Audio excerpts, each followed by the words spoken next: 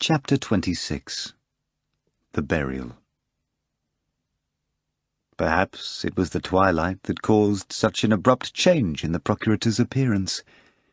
He seemed to grow old and hunched. Moreover, he became anxious. At one point he looked around and shuddered, glancing at the empty chair with a cloak draped over its back. The night of the festival drew near. The evening shadows were playing their usual tricks, and the tired procurator probably imagined that someone was sitting in the empty chair. After yielding momentarily to weakness and prodding the cloak, the procurator left it alone and began pacing round the balcony. He would rub his hands together. He would run to the table and grasp his cup. He would stop and stare senselessly at the mosaic of the floor, as if trying to make out some characters in it. For the second time that day, he was overcome with melancholy. Rubbing his temple, where but a dull, dimly aching reminder of the morning's infernal pain yet lingered, the procurator strived to establish the cause of his mental anguish. And he quickly understood what it was, but he still tried to deceive himself. It was clear to him that he had irretrievably lost something that day, and was now trying to make up for it with petty, insignificant, and above all belated actions. The self-deception consisted of the fact that the procurator was trying to impress upon himself that his actions that evening were no less important than the sentence he had pronounced that morning. But the procurator had considerable trouble succeeding in this endeavour. On one of his turns he stopped abruptly and whistled. A low bark responded from the shadows, and a gigantic, sharp-eared dog with a grey coat jumped onto the balcony from the garden, sporting a gold-studded collar. "Banga! Banga!" the procurator cried out weakly. The dog rose on his hind paws, placed his front ones on his master's shoulders, nearly knocking him to the floor, and licked his cheek. The procurator sat down in his chair. Putting out his tongue and panting, Banga lay down by his master's feet, his eyes expressing happiness at the ending of the storm, the only thing in the world that frightened the fearless dog, as well as the fact that he was once again near the man he loved, respected, and considered the most powerful in the world, ruler of all men, thanks to which the dog also considered himself a privileged, elevated, and otherwise special creature. But as he lay at the procurator's feet, without even glancing at him, looking out instead into the twilit garden, the dog immediately knew that trouble had befallen his master. Therefore he shifted, got up, approached from the side, and placed his head and front paws onto the procurator's knees, smearing wet sand on his cloak. Banga's actions likely indicated that he was consoling his master and was ready to face any misfortune along with him. This sentiment was expressed both in his eyes that peered sideways at his master and in his alert, pricked-up ears. Thus, together, the man and the dog, who loved each other, met the holiday night on the balcony. Meanwhile, the procurator's guest was very busy. Leaving the upper platform of the garden in front of the balcony, he descended the stairs to the next terrace, turned right, and exited towards the barracks located on the palace grounds. It was here that the 2 sentries that accompanied the procurator to Jerusalem for the festival were quartered, in addition to the procurator's secret guard, commanded by his guest. The guest spent very little time in the barracks, no more than 10 minutes, but when the 10 minutes were up, 3 wagons rolled out of the barracks courtyard, loaded with entrenching tools and a barrel of water. 15 riders, wearing grey cloaks, were escorting the wagons. In their company, the wagons left the palace grounds through the rear gate and headed west through the gates in the city wall. They took the path to the Bethlehem road, then headed north to the intersection by Hebron Gate, and finally rode off down the Jaffa road, where the execution procession had passed in the daytime. It was already dark, and the moon appeared on the horizon. Soon after the wagons left with their escorting unit, the procurator's guest also departed the palace grounds on horseback, after changing into a dark, worn chiton. Rather than heading out of town, however, he ventured deeper into the city. A short while later, he could be seen approaching the fortress of Antonia, located directly north of the great temple. The guest did not stay long at the fortress either, and soon his trail resurfaced in the lower city, in its twisted and tangled streets.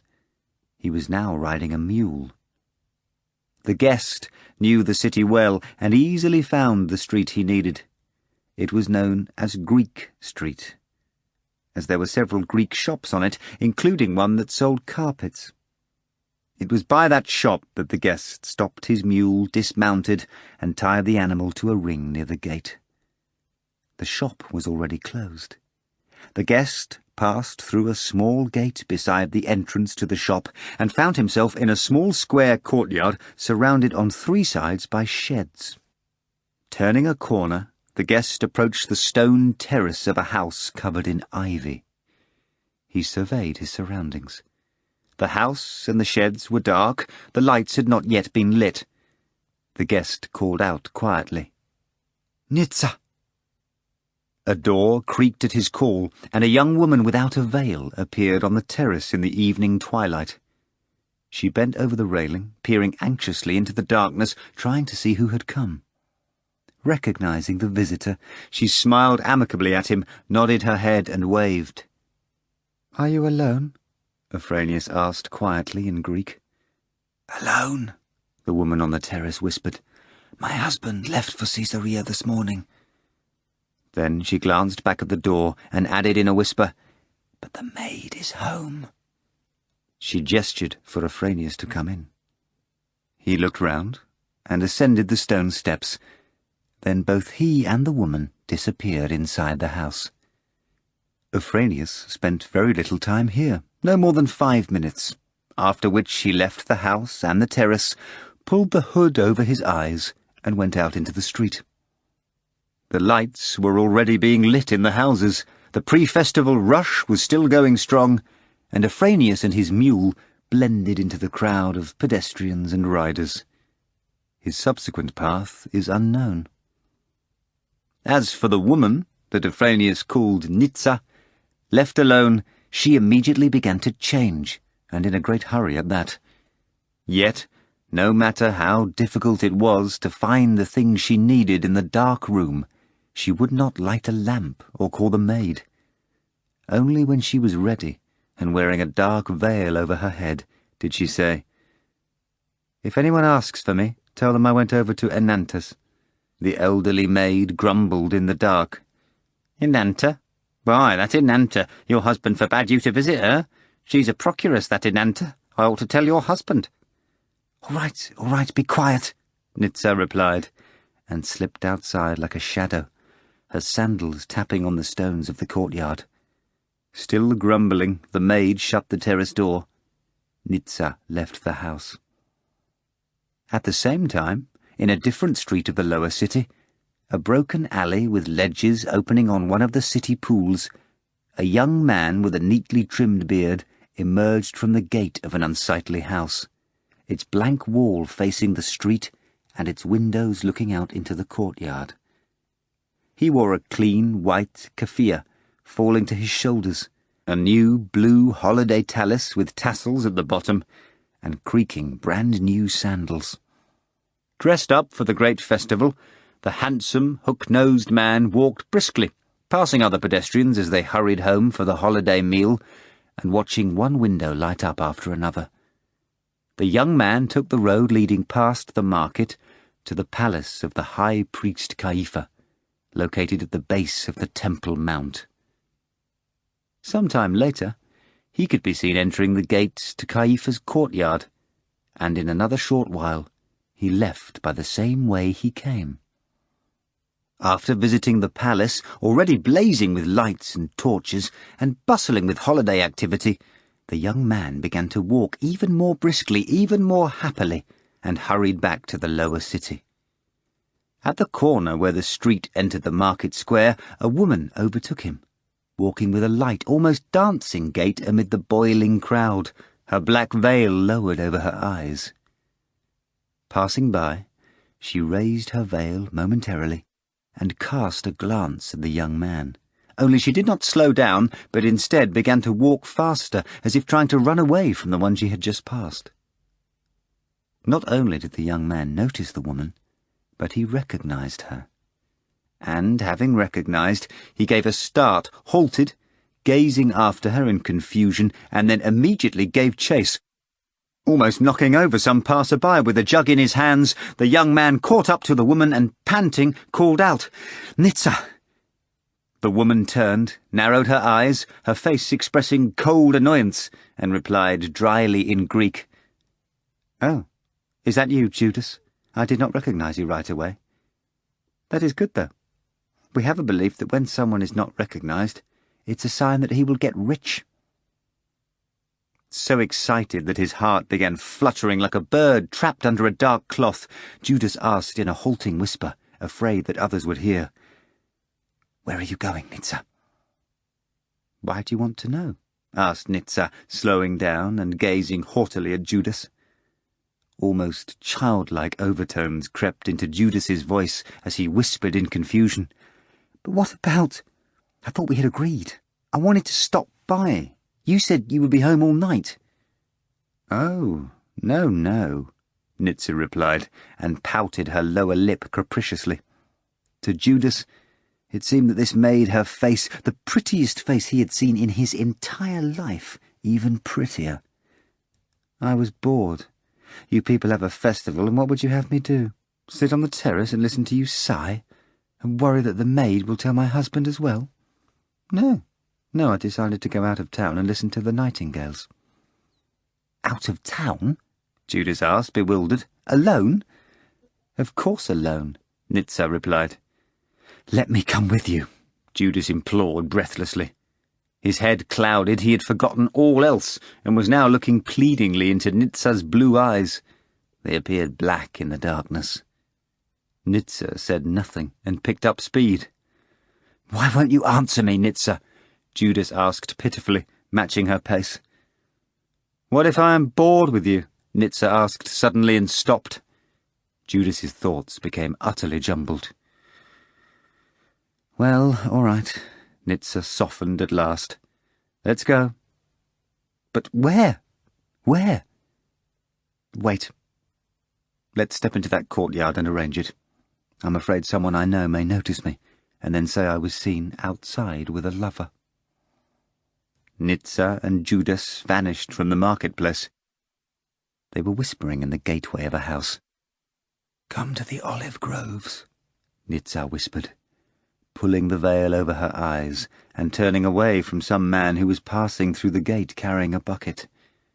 "To Gethsemane, over the Kidron, understand?" Yes. "I will go first," Nitsa continued. "But don't follow on my heels. Put some distance between us. I will go faster. When you cross the stream, do you know where the grotto is?" I do. Go past the olive press and head for the grotto. I will be there. But don't you dare follow right after me. Have patience and wait here." With these words, Nitsa walked away from the gate, as though she had never spoken to Judas. Judas stood alone for a while, trying to gather his scattering thoughts. Among them was the question of how he would explain his absence from the holiday meal to his family. Judas stood there, inventing a lie, but could not think it through in his excitement. And then his legs carried him out onto the street all on their own. He changed his course and headed back towards Caiaphas' palace instead of into the lower city. Judas paid little attention to his surroundings. The festival had descended upon the city. The windows around Judas were brightly lit, and sounds of prayer came from inside.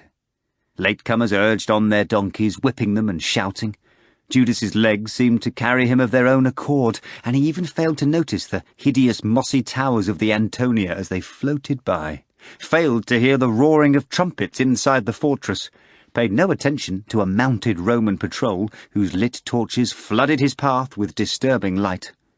Passing the tower, Judas turned and saw 2 gigantic, 5-branched candlesticks light up at a dizzying height over the temple. But even these were a blur to Judas. He perceived them as 10 lamps of unprecedented size that lit up over Yerushalayim, rivaling the light of the solitary lamp that climbed higher and higher over the city, the moon. Judas had but one purpose now as he headed for the Gethsemane gates. He wished to leave the city as quickly as possible. At times he thought he saw a small, dancing figure among the faces and backs of pedestrians leading him on, but it was an illusion. Judas knew that Nitza was far ahead of him. Judas ran past the money-changing shops and finally reached the Gethsemane gates. There, burning with impatience, he was nonetheless forced to wait. Camels were entering the city, followed by a Syrian military patrol, which Judas mentally cursed. But everything has an end. The impatient Judas was already beyond the city wall. On his left, he saw a small cemetery, with several striped pilgrims' tents next to it. Crossing a dusty, moonlit road, Judas headed for the streams of the Kidron, aiming to cross them. The water babbled quietly under Judas's feet. Hopping from stone to stone, he finally reached the opposite Gethsemane bank, and was overjoyed to see that the road overlooking the orchards was deserted. He could already see the half-broken gates of the olive grove nearby. After the stuffy city air, Judas was struck by the overpowering scent of the spring night. A wave of myrtle and acacia from the Gethsemane glades was pouring over the garden wall. The gateway was unguarded. There was no one in it, and in a few minutes Judas was running in the mysterious shadows of the enormous, branchy olive trees. The road led uphill. Judas ascended, breathing heavily, occasionally stepping out of the darkness onto ornate carpets of moonlight. They reminded him of the carpets he saw in the shop belonging to Nitza's jealous husband. A short while later, Judas glimpsed the olive press in a clearing on his left, with a heavy stone wheel and a pile of barrels next to it. The grove was empty. Work had ceased at dusk. There was not a soul in the garden, and nightingale choirs sang exuberantly over Judas's head. His aim was close. He knew that he would soon hear the quiet whisper of water falling in the grotto to his right, and hear it he did. The air grew cooler. He slowed down and called out quietly, "Nitza." But instead of Nitza, a stocky male figure peeled off from the thick trunk of an olive tree and jumped onto the road. Something flashed in its hand and extinguished immediately. Judas drew back and cried out weakly, "Ha!" A second man blocked his path. "How much did you just receive?" the first man asked Judas. "Speak, if you wish to save your life." A glimmer of hope appeared in Judas's heart. He cried desperately, 30 tetradrachmas! 30 tetradrachmas! It's all here! Here's the money, take it, but let me live!" The man in front snatched the purse instantly from Judas's hands. At the same time, a knife flew up behind the would-be lover's back and struck him under the shoulder blade. Judas was flung forward, his hands thrusting out, fingers clutching at the air. The man in front caught Judas on the blade of his own knife, plunging it to the hilt into his heart. "Nitza," Judas spoke, his high, clear, youthful voice replaced by a low, reproachful one, and made no other sound. His body fell so hard that the ground resonated. Then a third figure appeared on the road. This third character wore a hooded cloak. "Don't dally," he ordered. The killers quickly wrapped the purse in leather, along with a note handed to them by the third man, and tied it with a rope. The second man put the bundle down his shirt, and then both killers dashed from the road in different directions, and the darkness consumed them among the olives. The third squatted by the dead man and looked him in the face. In the shadows, it appeared white as chalk, and somehow spiritually beautiful. A few moments later, no living man remained on the road, the breathless body lay with arms outstretched. Its left foot fell in a spot of moonlight, so that every strap of the sandal was clearly visible. Nightingales filled the Gethsemane gardens with their singing. The trail of Judas's 2 killers vanishes here, but the path of the 3rd hooded man is known.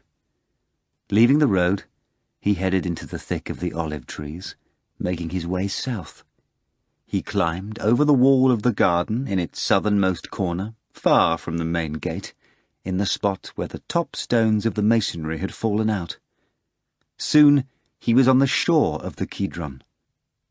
He entered the water and waded for some time until he saw the silhouettes of 2 horses and a man next to them. The horses were also standing in the stream, the water washing over their hooves. The horse-handler mounted one of the horses, and the hooded man jumped on the other. Slowly they went along the stream bed, the pebbles crunching under the horses' hooves.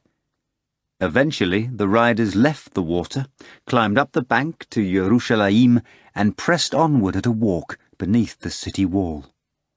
Then the horse-handler galloped ahead and vanished from sight, while the hooded man stopped his horse and dismounted on the deserted road.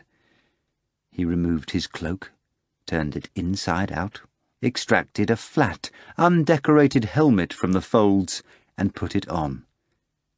Mounting his horse, he was now a man in a military chlamys, a short sword on his hip.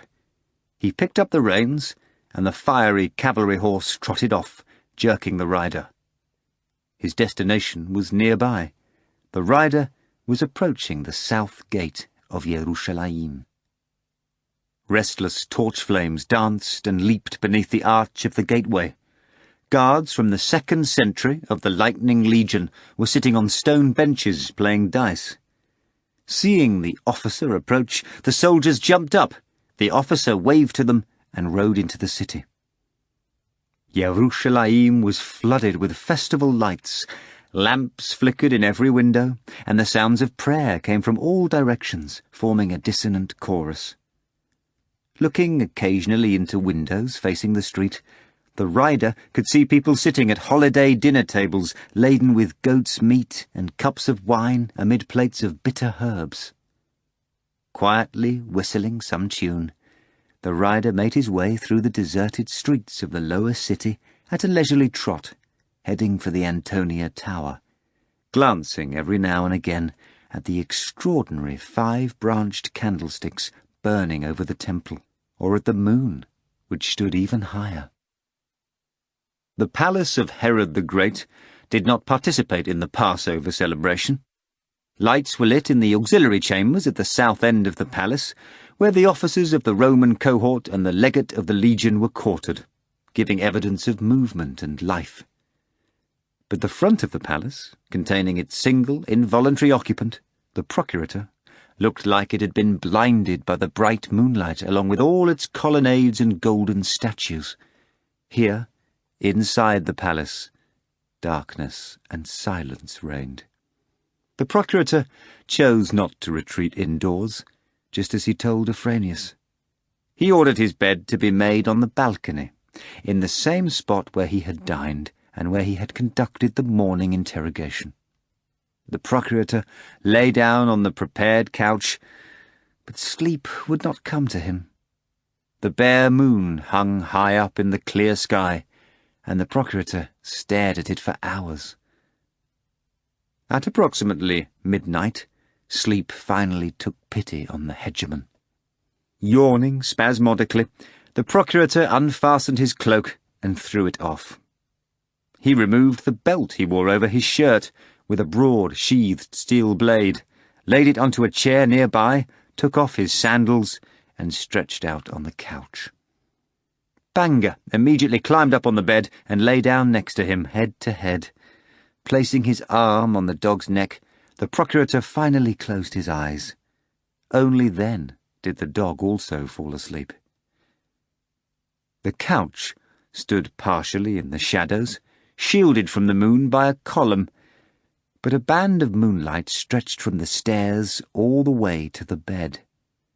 and as soon as the procurator lost contact with his physical surroundings, he immediately set off down the shining path, straight towards the moon. In his sleep, he even burst out in joyous laughter, so wonderful and unique was his journey up the transparent blue road. He was accompanied by Banga, and the wandering philosopher also walked next to him. They were discussing something very complex and important, and neither one could win the argument. They could not agree on any point, making the debate all the more interesting and endless. Naturally, today's execution had been a pure misunderstanding.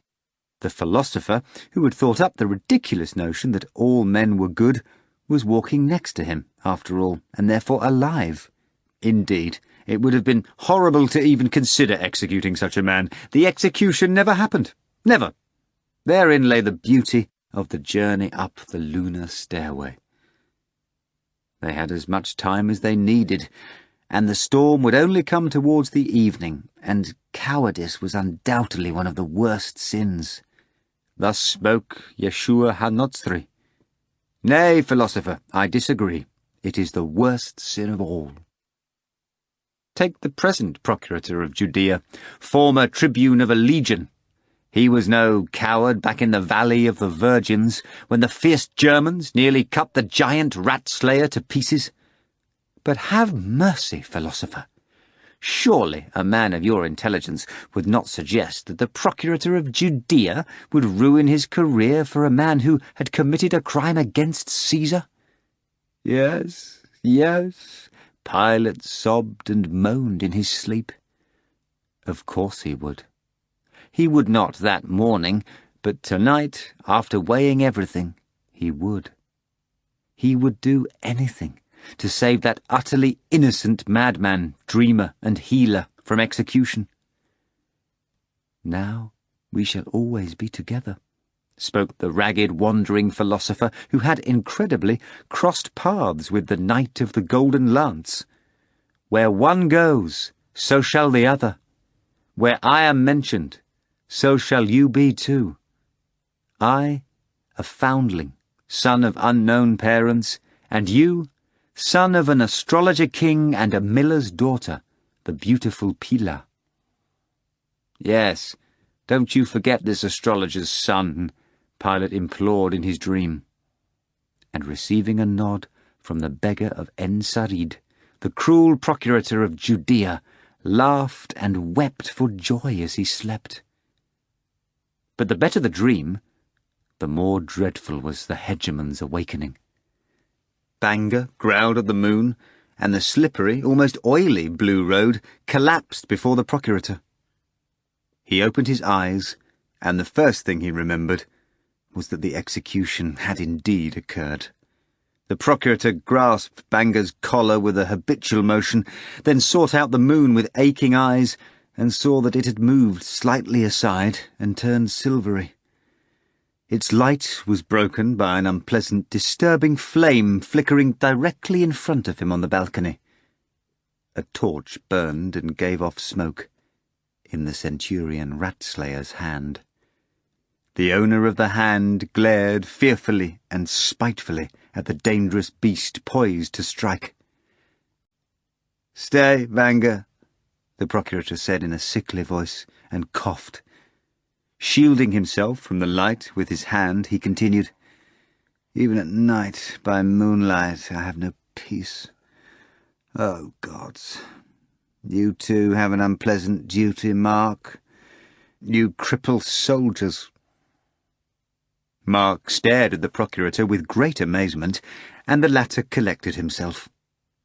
To smooth over the unnecessarily harsh words, spoken while half awake, the procurator said, "Do not be offended, Centurion. I repeat, my own position is far worse." "What is it?" "The head of the secret guard is here," Mark informed calmly. "Send him in, the procurator ordered, clearing his throat with a cough and feeling for his sandals with his bare feet. The flame played on the columns, and the centurion's caligae rang out on the mosaic as he went out into the garden. "Even by moonlight I have no peace," the procurator said to himself, gnashing his teeth. The hooded man replaced the centurion on the balcony. "Stay, Banga," the procurator said quietly, and squeezed the dog's neck. As was his custom, Afranius looked around and peered into the shadows before he spoke, making sure no other parties were present on the balcony except for Banga. "I request to be court-martialed, Procurator. You were right. I failed to protect Judas of Kiryat, and he was murdered. I request a court-martial and a resignation." It seemed to Afranius that two pairs of eyes were staring at him, a dog's and a wolf's. Afranius produced a blood-encrusted purse from under his chlamys. It was sealed with 2 seals. "The killers left this bag of money at the high priest's house. The blood on the bag belongs to Judas of Kiryat." "How much is in there, I wonder?" asked Pilate, leaning towards the bag. 30 tetradrachmas. The procurator sneered and said, "Not much." Afranius said nothing. "Where is the body?" "This I do not know," the man, who never parted with his hood, said with calm dignity. "We will begin the search in the morning." The procurator gave a start and abandoned his sandal strap, which refused to fasten. "But you are certain he was killed?" To this, the procurator received the following dry response. "I have worked in Judea for 15 years, Procurator. I commenced my service under Valerius Gratus. I need not see a corpse to know that a man has been killed, and I tell you that he who was named Judas of Kiryat was murdered several hours ago." "Forgive me, Afranius," Pilate replied. "I only said that because I had not fully awakened. I have trouble sleeping." The procurator grinned. "And I keep seeing this moonbeam in my dreams. It's quite amusing, really, as though I am walking on the moonbeam. Anyway, I would like to hear your thoughts on the case. Where do you intend to look for him? Sit down, overseer of the Secret Service." Afranius bowed, moved a chair closer to the bed, and sat down, his sword clanging. "I intended to look for him near the olive press in the Gethsemane garden." Right. Why there?"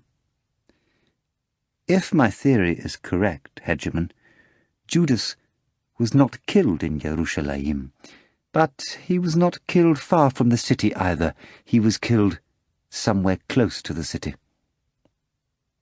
"I consider you one of the foremost experts in your field. I'm not certain of the situation in Rome, but in the colonies you have no equal. Explain. How did you arrive at this conclusion?" "I would not believe for a moment," Afranius said quietly, "that Judas would let himself fall into the hands of suspicious people within city limits. It is impossible to kill someone quietly on the street.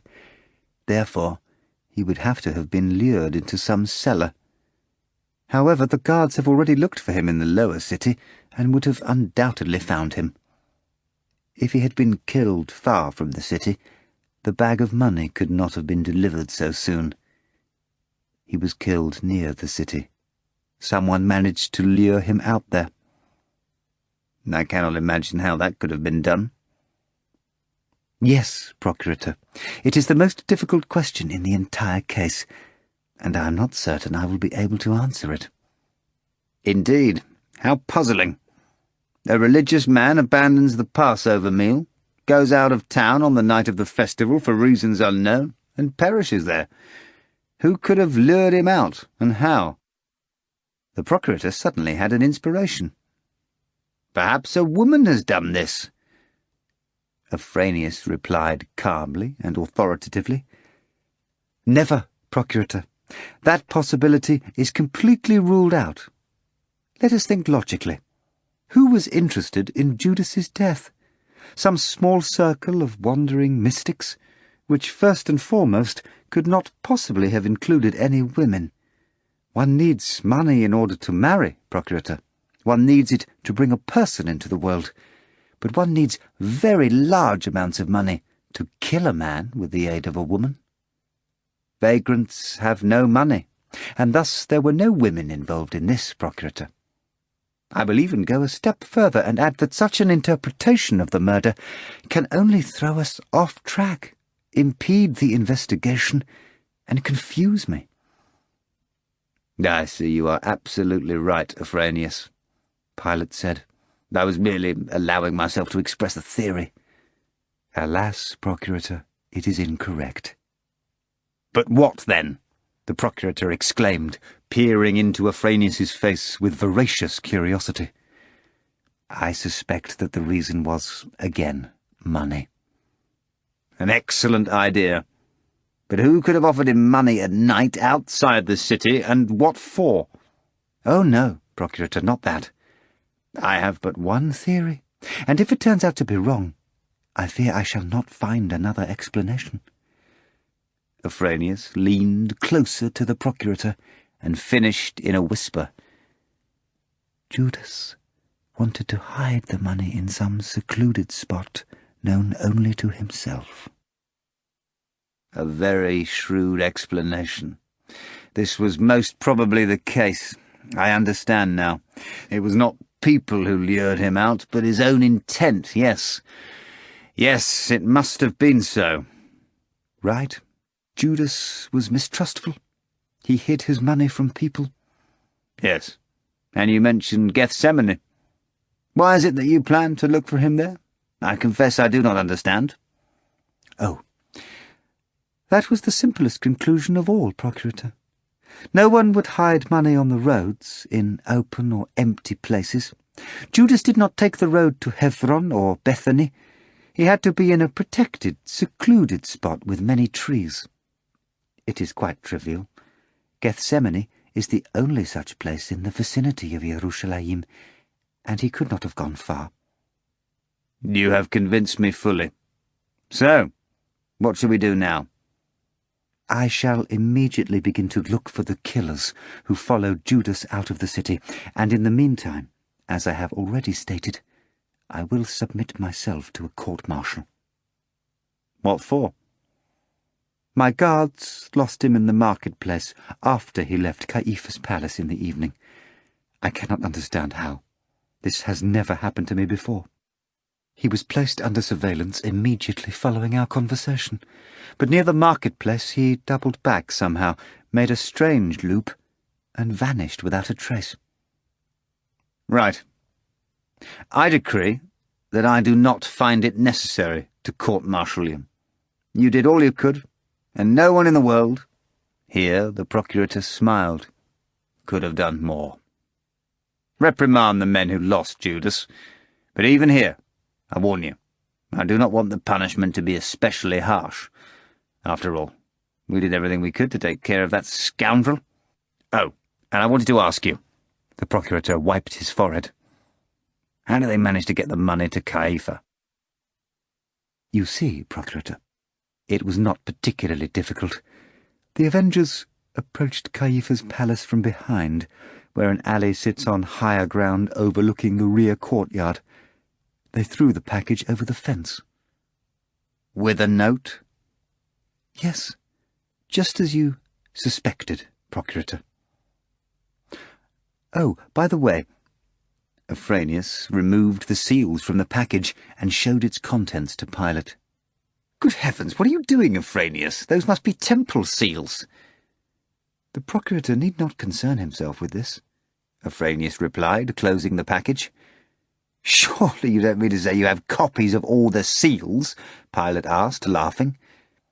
It would be unthinkable not to, Procurator.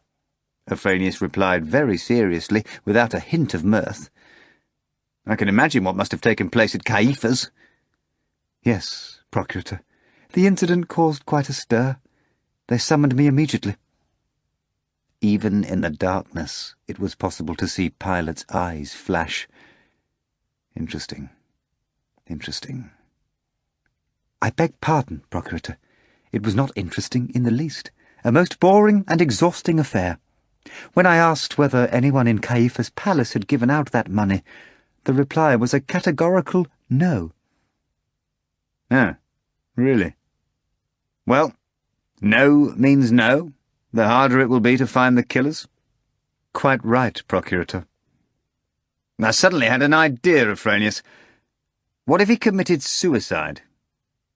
"Oh, no, Procurator," Afranius replied, leaning back in his chair in astonishment. "Forgive me, but that is completely impossible." "Bah! Anything is possible in this city. I bet that rumours of this will begin to spread through the city very soon." Afranius cast his glance at the Procurator, thought a while, and replied, "That could very well be, Procurator." As for the Procurator, he evidently could not bring himself to leave the subject of the murder of the man from Kiryat, even though everything had already been made clear. "I would have wanted to see how they killed him," he said somewhat wistfully.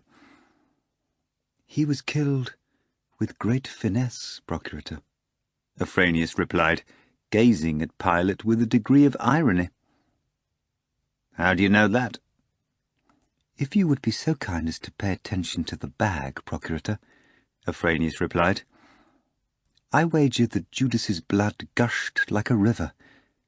I have seen many a murdered man in my time, Procurator." "I take it he will not rise again?" "No, Procurator, he will rise," Afranius replied, smiling philosophically. "When their Messiah's trumpet sounds over him, he will rise, but no sooner." "Enough, Afranius. This matter is settled. Let us move on to the burial." "The executed men have been buried, Procurator?" "Afranius, it would be a crime to have you court-martialed. You deserve the highest reward. How did it happen?" Afranius explained that while he was personally attending to Judas, a detachment of the secret guard, headed by his assistant, reached the hill close to nightfall. One of the bodies was missing from the hilltop. Pilate shuddered and said hoarsely, "How did I not foresee it?" "No need to worry, Procurator," Afranius said, and continued his narrative.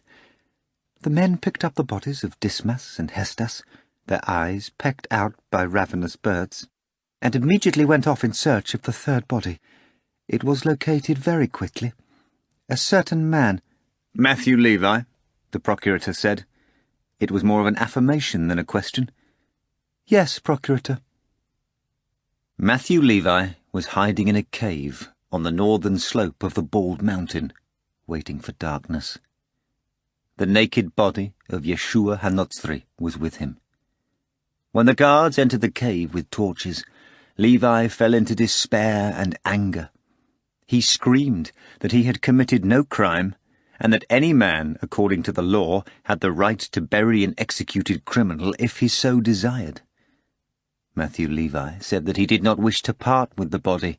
He was agitated. He rambled incoherently, pleading one moment, threatening and cursing the next. "Did they have to seize him?"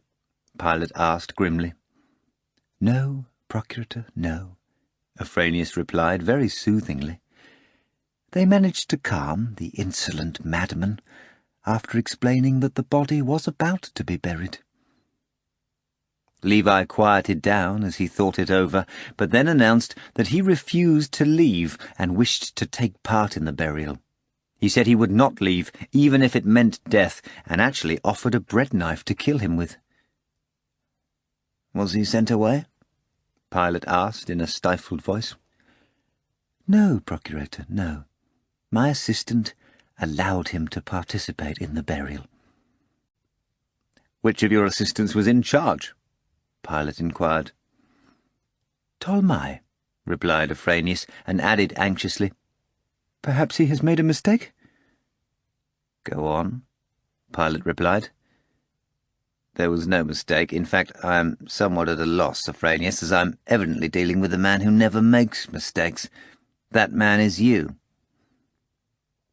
Matthew Levi was placed in a wagon, along with the bodies of the executed men, and in about 2 hours they reached a deserted canyon north of Yerushalayim. Working in shifts, the crew took an hour to dig a deep hole, then buried all 3 executed men in it. Naked? No, Procurator. My crew brought chitons for this purpose. Rings were placed on the fingers of the men. Yeshua's ring had 1 notch, Dismas's had 2, and Hestus's had 3. The pit was filled and covered with stones. Tolmai knows the landmark. If only I had foreseen it, Pilate spoke, frowning. I needed to see this Matthew Levi. He is here, Procurator. Pilate opened his eyes wide and stared at Afranius for some time. Finally, he spoke thus. I thank you for all your efforts in connection with this matter. Please send Tolmai to me tomorrow, and tell him in advance that I am pleased with him. As for you, Afranius, the Procurator took out a ring from the pocket of his belt, which was lying on the table, and handed it to the overseer of the Secret Service. Please accept this as a token of my gratitude. Afranius bowed and said, It is a great honour, Procurator. The squad that worked on the burial is to be rewarded. The men who lost Judas, reprimanded. And send in Matthew Levi right away. I need some details on Yeshua's case. I understand, Procurator, Afranius replied, and began to retreat and bow. The Procurator clapped his hands and shouted, Over here! Bring a lamp to the colonnade. Afranius was already on his way to the garden, and lights were twinkling in the servants' hands behind Pilate's back. 3 lamps appeared on the table before the Procurator, and the moonlit night retreated into the garden, as if Afranius had taken it with him. Instead of Afranius, a small, thin, unknown man stepped onto the balcony, accompanied by the giant centurion. Catching the Procurator's glance, the latter retreated immediately into the garden and disappeared. The Procurator studied the visitor with hungry, yet somewhat frightened eyes. Thus we look at someone who we have heard and thought of a lot, and who has finally arrived. The visitor was around 40 years old, dark, ragged, and covered in dried mud. He had a distrustful, wolf-like stare. In short, he was most unsightly and resembled a city beggar, such as the many found loitering on the temple terraces or in the marketplaces of the loud and filthy lower city. The silence continued for a long time, and then was interrupted by the visitor's strange behaviour. The man's face changed, he staggered, and would have fallen had he not grasped the edge of the table with his dirty hand. "What's wrong with you?" Pilate asked him. "Nothing," Matthew Levi replied, and made a swallowing motion. His thin, bare, dirty neck bulged, then flattened again. "What's wrong with you? Speak," Pilate repeated. "I am tired," Levi replied, staring grimly at the floor. "Sit down," Pilate spoke, gesturing towards the chair. Levi glanced at the Procurator suspiciously, moved towards the chair, took a quick, frightened look at the gilded armrests, and sat down on the floor next to the chair instead. "Would you care to explain why you did not sit in the chair?" Pilate asked. "I am dirty. I would sully it," Levi said, staring at the ground. "You will be brought something to eat." "I do not want to eat," Levi replied. "Why lie?" Pilate asked quietly. "You have not eaten all day, perhaps longer." "But very well, it's your choice. I called you here so you could show me the knife you had with you." "The soldiers took it away when they brought me here," Levi replied, and added grimly, "Give it back to me. I need to return it to the shop owner. I stole it." "Why?" "To cut the ropes," Levi replied.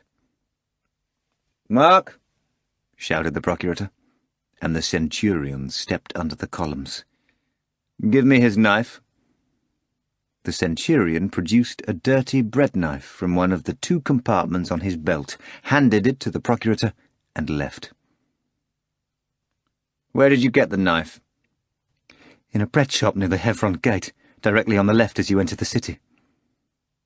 Pilate looked at the broad blade, tested its sharpness with his finger, and said, "Do not worry about the knife. It will be returned to the shop.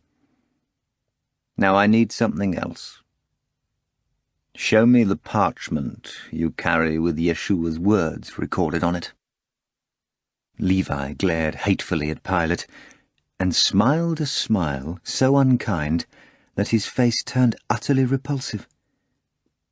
"You want to take it all away? My last possession?" he asked. "I did not say, 'give,'" Pilate replied. "I said, 'show.'" Levi fumbled in his shirt and took out a roll of parchment. Pilate took it, opened it, and laid it out by the light. Squinting, he began to study the barely legible ink markings. It was difficult to understand these crooked lines of text, and Pilate frowned as he leaned over the parchment and traced them with his finger. He managed to determine that the writing consisted of an incoherent chain of sayings, dates, housekeeping records, and poetic fragments. Pilate managed to read, "There is no death. Yesterday we ate sweet spring figs." Wincing with strain, Pilate squinted and read, "We shall see the pure river of the water of life. Mankind shall look at the sun through transparent crystal." Pilate gave a start. In the last lines of the parchment he recognized the words, "No greater sin, cowardice." Pilate rolled up the parchment and handed it to Levi with a brusque motion. "Take it," he said. After a brief silence, he added, "I see you are a man of books. There is no need for you to walk around alone, in beggar's garb, without shelter. I have a large library in Caesarea. I am very wealthy, and would like to take you into my service. You will sort and take care of the papyri. You will be well clothed and fed." Levi rose and replied, "No, I do not want to." "Why?" asked the procurator, his face darkening. "Am I unpleasant to you?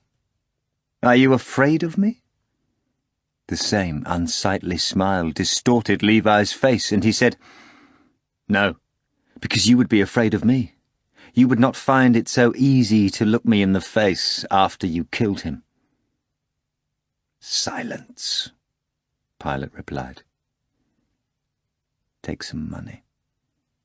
Levi shook his head, and the procurator continued, "I know you consider yourself to be a disciple of Yeshua, but let me tell you that you have learned nothing of what he taught you. For if you had, you would definitely have accepted something from me. Keep in mind that before dying, he said he blamed no one." Pilate raised his finger meaningfully, his face convulsing. "And he would certainly have accepted something himself. You are cruel, and he was not. Where will you go?" Suddenly, Levi approached the table, planted both hands on it, and gazing at the procurator with fiery eyes, whispered, "Know, Hegemon, that I will murder a certain man in Jerusalem. I want to tell you this, so you'll know there will be more blood." "I, too, know there will be," Pilate replied. "Your words do nothing to surprise me. You wish to kill me, of course."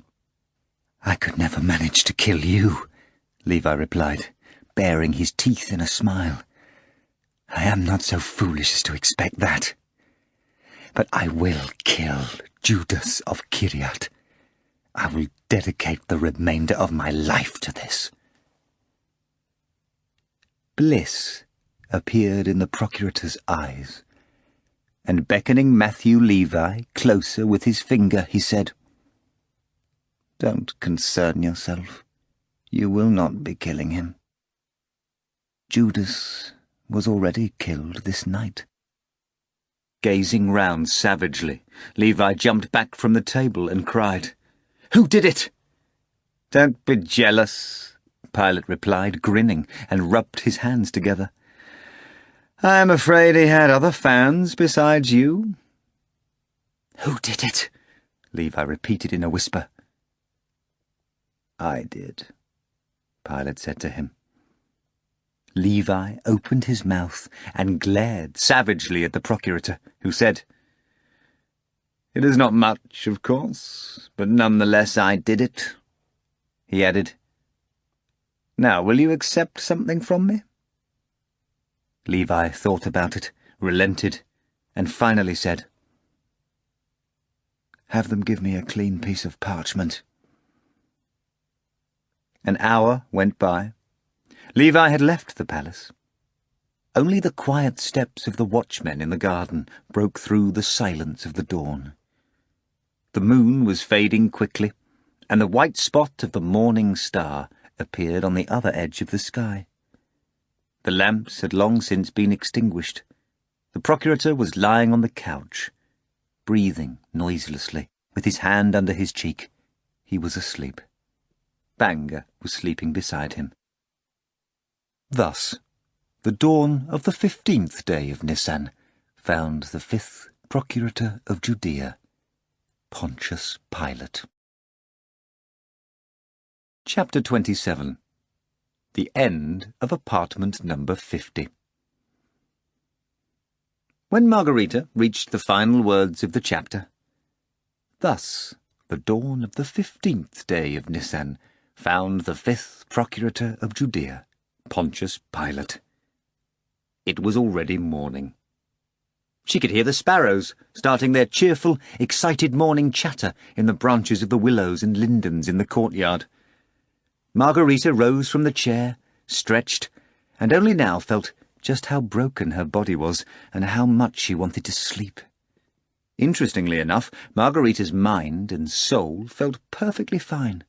Her thoughts were not jumbled, and she was completely undisturbed by the fact that she had spent the night in such a supernatural fashion.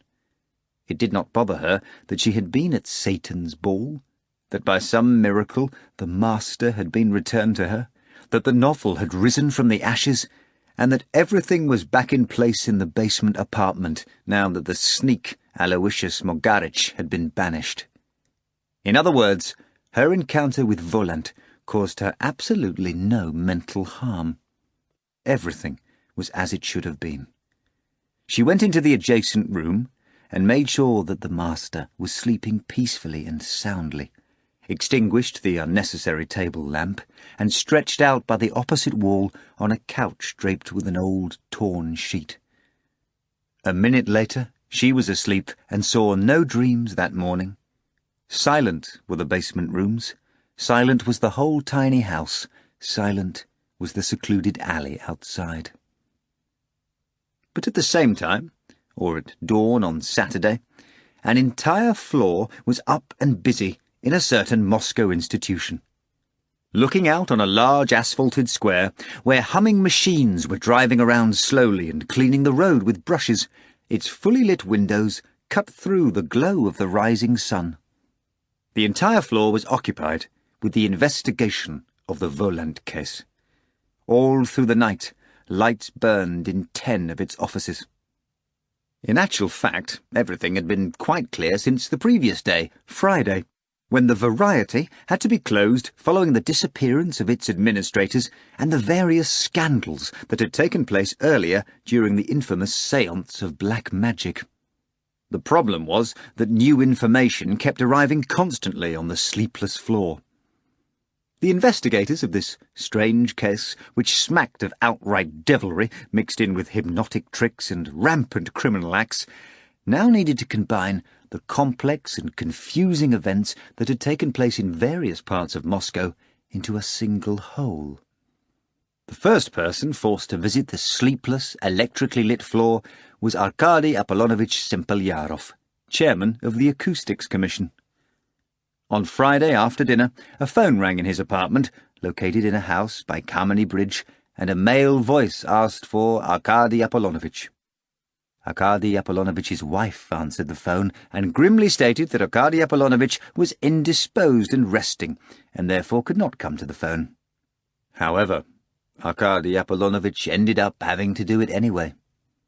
When asked who was calling, the voice on the other end very briefly told her. "1 second, one minute," the chairman's usually very condescending wife babbled, and flew like an arrow into the bedroom to rouse Arkady Apollonovitch from his bed, where he lay suffering hellish torments from the memories of yesterday's séance and the subsequent night-time scandal that accompanied the expulsion of his Saratov niece from the apartment. It took more than a second, but far less than a minute, and a quarter of a minute later, Arkady Apollonovitch was babbling into the phone, wearing only his underwear and left slipper. "Yes, it's me. I'm listening."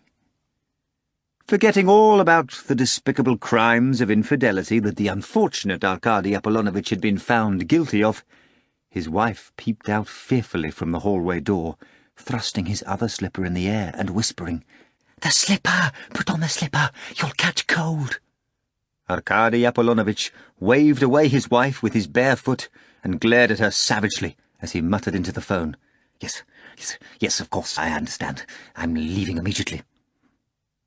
Arkady Apollonovitch spent the entire evening on the floor where the investigation was headquartered.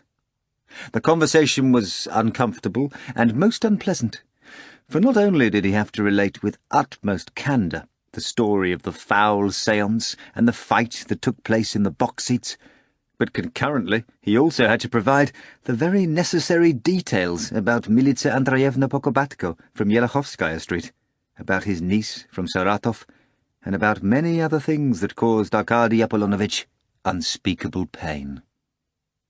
It goes without saying that Arkady Apollonovitch was an intelligent, sophisticated man who proved to be a sensible and competent witness to the outrageous séance, providing an excellent description of the mysterious masked magician and his 2 dastardly assistants. He also remembered perfectly well that the magician's name was precisely Volant, and his testimony advanced the investigation considerably. Arkady Apollonovitch's statement was juxtaposed with the testimony of others, including that of several ladies who had suffered as a result of the séance. The one in the violet underwear who shocked Rimsky, and, alas, many others, and Karpov, the messenger sent to apartment number 50 on Sadovaya Street. As a result, it was quickly established where the culprit in all these events could be found. They visited apartment number 50, and more than once. Not only did they carefully examine every inch of it, but they also tapped on every wall and examined the chimneys in search of hidden compartments. None of this produced any results, however, and no one was to be found in the apartment during any of the visits. And yet there was clear evidence of someone being there, despite the fact that every Moscow official who had anything to do with visiting foreign performers insisted firmly and categorically that there could not be any black magicians named Volant in the city. He failed to register anywhere upon arriving, and no one had seen his passport or any other documents, contracts, or agreements. No one had heard anything of him. Kitaitsev, head of the programming department of the Entertainment Commission, swore that the missing Styopa Likhodayev had not sent him any programs of any of Volant's shows for approval, or told him about Volant's arrival on the telephone. Therefore he, Kitaitsev, had not the slightest idea how Styopa could have permitted such a séance in the Variety. When they told him that Arkady Apollonovitch had personally seen the magician at the séance, Kitaitsev could only spread his hands and raise his eyes to the heavens. And they could tell confidently from those eyes that he was innocent and pure as crystal. As for Prokhor Petrovitch, chairman of the main office of the Entertainment Commission, incidentally, he returned to his empty suit immediately after the police appeared in his office, to the ecstatic joy of Anna Richardovna, and to the great confusion of the unnecessarily disturbed police officers. Also, upon returning to his place inside the grey, striped suit, Prokhor Petrovich emphatically approved all the resolutions his suite had drafted during his brief absence. Anyhow, Prokhor Petrovich knew absolutely nothing about anyone named Volant. The picture that emerged was one of utter nonsense. Thousands of spectators, in addition to the entire staff of the Variety, plus a man as highly educated as Arkady Apollonovich Sempelyarov, had all seen the magician and his thrice-accursed assistants, and yet there was absolutely no way to find him. Did he fall through the earth right after his repugnant séance, I ask you? Or was he never in Moscow in the first place, as some insist? But if one assumed the former, then he had clearly managed to somehow take the entire administration of the Variety with him. Or, in the latter case, one had to conclude that it was the administration itself that had pulled a few dirty tricks. Recall the broken window in the office, and the strange behaviour of Ace of Diamonds, and then vanished from the city without a trace. Proper credit is due to the man heading the investigation. The missing Rimsky was located with astounding speed. It was only necessary to place Ace of Diamonds' actions at the cinema taxi stand in the context of certain relevant times of day, such as when the séance ended and the period when Rimsky could have disappeared. Soon a telegram was dispatched to Leningrad. An hour later, towards Friday evening, a response came, informing them that Rimsky had been found in room 412 of the Hotel Astoria. He was on the 4th floor, next to the room belonging to a repertory manager from one of Moscow's stage groups on tour in Leningrad, in the famous suite with the gilded blue-grey furniture and a luxurious bathroom.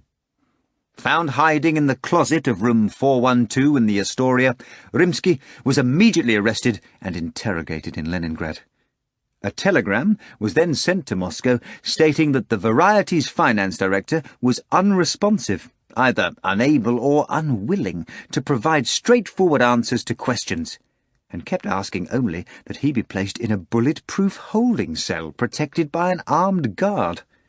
A telegram from Moscow ordered Rimsky delivered there under guard, and as a result, Rimsky boarded the Friday night train, accompanied by said guard. On the same evening, they also managed to pick up Likhodiev's trail.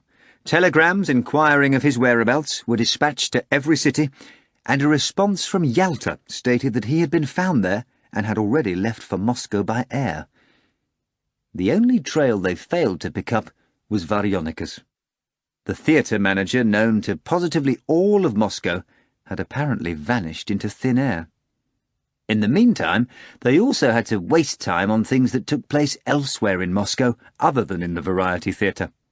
For one, they had to sort out the incredible case of the staff who were unable to stop singing Grand Old Seascape. Incidentally, Professor Stravinsky managed to straighten them out over the course of 2 hours by means of subcutaneous injections. There were numerous people who presented hell knows what rubbish in the guise of money to other people or institutions, as well as numerous persons who had suffered from such forgeries. Obviously, by far the most unpleasant, scandalous, and inexplicable occurrence was the theft of the deceased Berlioz's head right out of his coffin in the Griboyedov Hall, which took place in broad daylight. 12 men conducted the investigation, gathering, as if on a crochet hook, all the accursed threads of the complex case, scattered all over Moscow. One of the detectives arrived at Professor Stravinsky's clinic and immediately asked to see a list of persons who had been checked into the clinic over the last 3 days. Through this, he was able to locate Nikanor Ivanovich Bosoy and the poor master of ceremonies, whose head had been ripped off. The detective paid little attention to those two, however. It was easy to establish that they had fallen prey to the same criminal gang headed by the mysterious magician. But it was Ivan Nikolaevich Homeless who interested the detective immensely. On Friday night, the door of Ivan's room, number 117, opened, and a young, calm, soft-spoken, round-faced young man stepped inside. He did not look like a detective in the least, yet he was one of Moscow's best. He saw a pale, haggard young man lying on the bed. The young man's eyes displayed a complete lack of interest towards what went on around him. They would either gaze far off into the distance, beyond their surroundings, or else deep within the young man himself. The investigator introduced himself affectionately and said that he was visiting Ivan Nikolaevich to discuss the events that took place at Patriarch's Ponds the day before yesterday. Oh, great would have been Ivan's triumph had the detective come to him earlier, say on Thursday night at least, when Ivan was demanding passionately and violently that his story be heard. Now his wish to assist in the capture of the consultant had come true. He did not need to chase anyone. It was they who came to him with the express purpose of hearing his version of the events that had occurred on Wednesday night. But alas, Ivan had undergone a drastic transformation since the time of Berlioz's death. He answered all of the detective's questions willingly and politely, but the indifference was clear in both his eyes and his tone. Berlioz's fate no longer concerned the poet. Shortly before the detective's arrival, Ivan lay dozing, and various visions appeared before him. He saw a strange, incomprehensible, unreal city filled with marble hulks and eroded colonnades. He saw roofs glinting in the sunlight. He saw the dark, gloomy, merciless Antonia Tower. He saw a palace on the West Hill, sunk to its very rooftops into a tropical green garden. He saw bronze statues burning in the sunset amid the greenery. He saw armour-clad Roman sentries pass under the walls of the ancient city. In Ivan's dream, a clean-shaven man with a harried yellow face sat motionless in his chair. A man in a white mantle with red lining, who was gazing hatefully into the lush alien garden. Ivan also saw a treeless yellow hill with empty cross-barred posts. But that which occurred at Patriarch's Ponds no longer interested the poet, Ivan Homeless. "Tell me, Ivan Nikolaevich, how far were you from the turnstile when Berlioz fell under the tram?" An indifferent, barely noticeable smile appeared on Ivan's face for some reason, and he replied, "I was far away." "And the checkered man was near the turnstile?" "No, he was sitting on a bench nearby." "Can you distinctly recall that he did not approach the turnstile shortly before Berlioz fell?" "I can. He didn't. He was sprawled out on the bench." Those were the detective's last questions. After this he got up, extended his hand to Ivan, wished him a speedy recovery, and expressed the hope that his poetry would soon reappear in print. "No," Ivan said quietly. "I won't write any more poetry." The detective smiled politely, and allowed himself to express his confidence that the poet was suffering from a depression of sorts, but that it would soon pass. "No," Ivan replied, looking at the distant, fading sky rather than at the detective. "It will never pass. What I wrote was bad poetry. I understand that now." The detective left Ivan's room with a most important piece of information. Traversing the chain of events from finish to start, he had finally managed to find the source of everything. The detective had no doubt that it all began with the murder on the Patriarchs. Clearly, neither Ivan nor the checkered character had pushed the unfortunate chairman of Massolet under the tram. That is, no one assisted the fall physically, as it were. But the detective was sure that Berlioz had jumped, or fallen, under the tram while in a state of hypnosis. The investigation now had lots of material to work with, and everyone knew who they needed to catch and where. The problem was that they just couldn't seem to be able to do it. It bears repeating that the thrice-accursed apartment, number 50, was undoubtedly inhabited. A rattling or a nasal voice would occasionally answer the telephone, and sometimes the windows would open. Moreover, the sounds of a gramophone would emanate from the apartment. Nonetheless, it was decidedly empty every time they headed over. They had been there more than once already, at different times of day. At one point, they even went over the place with a net, checking all the corners. The apartment had long been under suspicion. Both the courtyard entrance and the fire escape were being watched. Guards were also situated on the roof near the chimney stacks. Yes, something funny was going on in apartment number 50, and yet there was nothing they could do. The stalemate went on until midnight on Friday, when Baron Mikhail, dressed in evening attire and patent leather shoes, headed ceremoniously to apartment number 50 as a guest. They heard the Baron being let inside. Exactly 10 minutes later, they entered the apartment without ringing, but did not find any trace of the hosts or, most unusually, any trace of Baron Mikhail himself.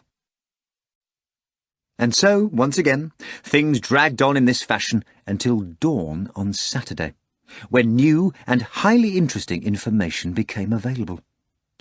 A 6-person passenger plane from the Crimea landed at Moscow's airport, delivering, among others, a very strange passenger. This young gentleman had heavy stubble on his face and had not bathed for 3 days.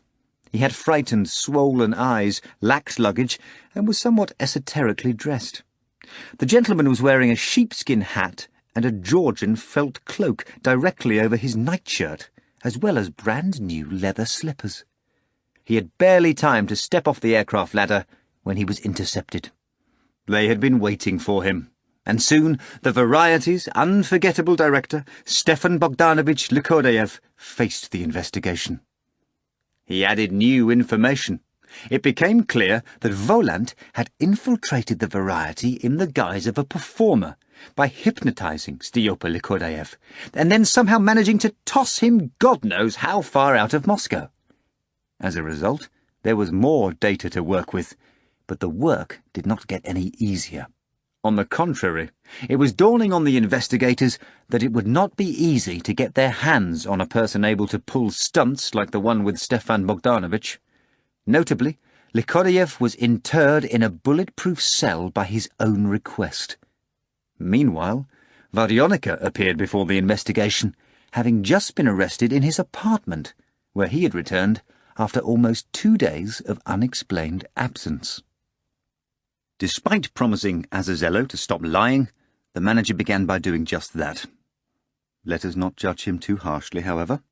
After all, Azazello had forbidden him to lie and be rude on the telephone, while in this particular situation the manager was not making use of that device. His eyes wandering, Ivan Savlyevich announced that on Thursday afternoon he had drunk himself into oblivion alone in his office. He could not recall where he went afterwards, only that he had been drinking more, but could not recall where, and that he finally found himself in a ditch, but again he could not recall where.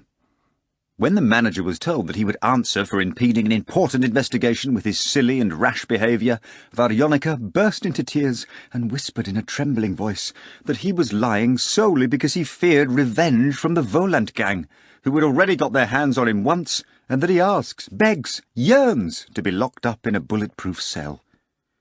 "What the hell is it with them and that bulletproof cell?" grumbled one of the investigators. "Those bastards really frightened them," said the detective who had visited Ivan. They calmed Varyonika as best they could, and said they would protect him without the need to resort to a bulletproof cell. Immediately, it was discovered that he had not been drinking in any ditches, but had actually been beaten up by a red-haired man with a fang, and another fat one. Ah, yes, one that looked like a cat.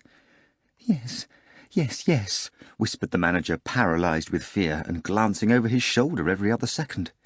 He then laid out further details regarding his 2-day stint as a spotter vampire in apartment number 50, as well as how he nearly brought about the doom of finance director Rimsky.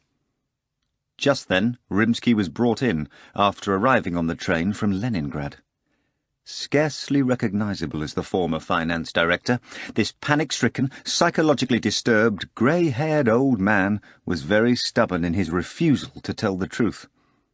Rimsky insisted that he had seen neither Varyonika nor Hella in his office that night, and that he'd simply felt unwell and had left for Leningrad in a moment of confusion. Needless to say, the ill-financed director concluded his testimony with a request to inter him in a bulletproof cell. Arnushka was arrested while attempting to give a $10 bill to a cashier in a department store on the Arbat.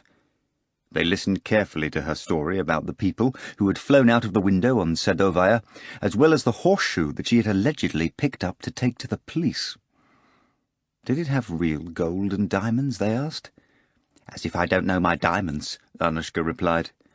But you say he gave you 10-ruble bills. As if I don't know my 10-ruble bills, Arnushka replied. But when did they turn into dollars? I don't know anything about any dollars. I haven't seen any dollars, Arnushka squealed. I was within my rights. I was given a reward and was buying chintz with it. Here she began rambling some nonsense about not being responsible for the management, which had allowed evil spirits to take residence on the 5th floor, thereby making life unbearable. The detective waved his pen at Arnushka, who had been getting on everyone's nerves, and wrote her a pass on a green slip of paper, allowing her to get out. To general satisfaction, Arnushka then vanished from the building. After her came a string of various individuals, Nikolai Ivanovich among them. He had just been arrested due to the folly of his jealous wife, who had filed a report with the police that morning that her husband had gone missing. Nikolai Ivanovich failed to surprise the investigators when he produced the laughable document stating that he had spent the night at Satan's ball. Nikolai Ivanovich altered the truth slightly when he told them about flying Margarita Nikolaevna's naked housekeeper to bathe hell knows where on some river, as well as the preceding appearance of a nude Margarita Nikolaevna in the upstairs window. Thus, for instance, he did not deem it necessary to mention that he had gone up to the bedroom carrying the discarded shirt in his hands, or that he had called Natasha Venus. According to him, Natasha flew out of the window, mounted him, and rode him out of Moscow. I was forced to submit under duress, said Nikolai Ivanovich, concluding his tales with a request not to tell his wife anything. This was promised to him. Nikolai Ivanovich's testimony made it possible to ascertain that both Margarita Nikolaevna and her housekeeper Natasha had vanished without a trace. Measures were taken to find them. Thus, the unceasing investigation went on into Saturday morning. Meanwhile, completely implausible rumours began to emerge and spread through the city, where each infinitesimal grain of truth was embellished with elaborate lies.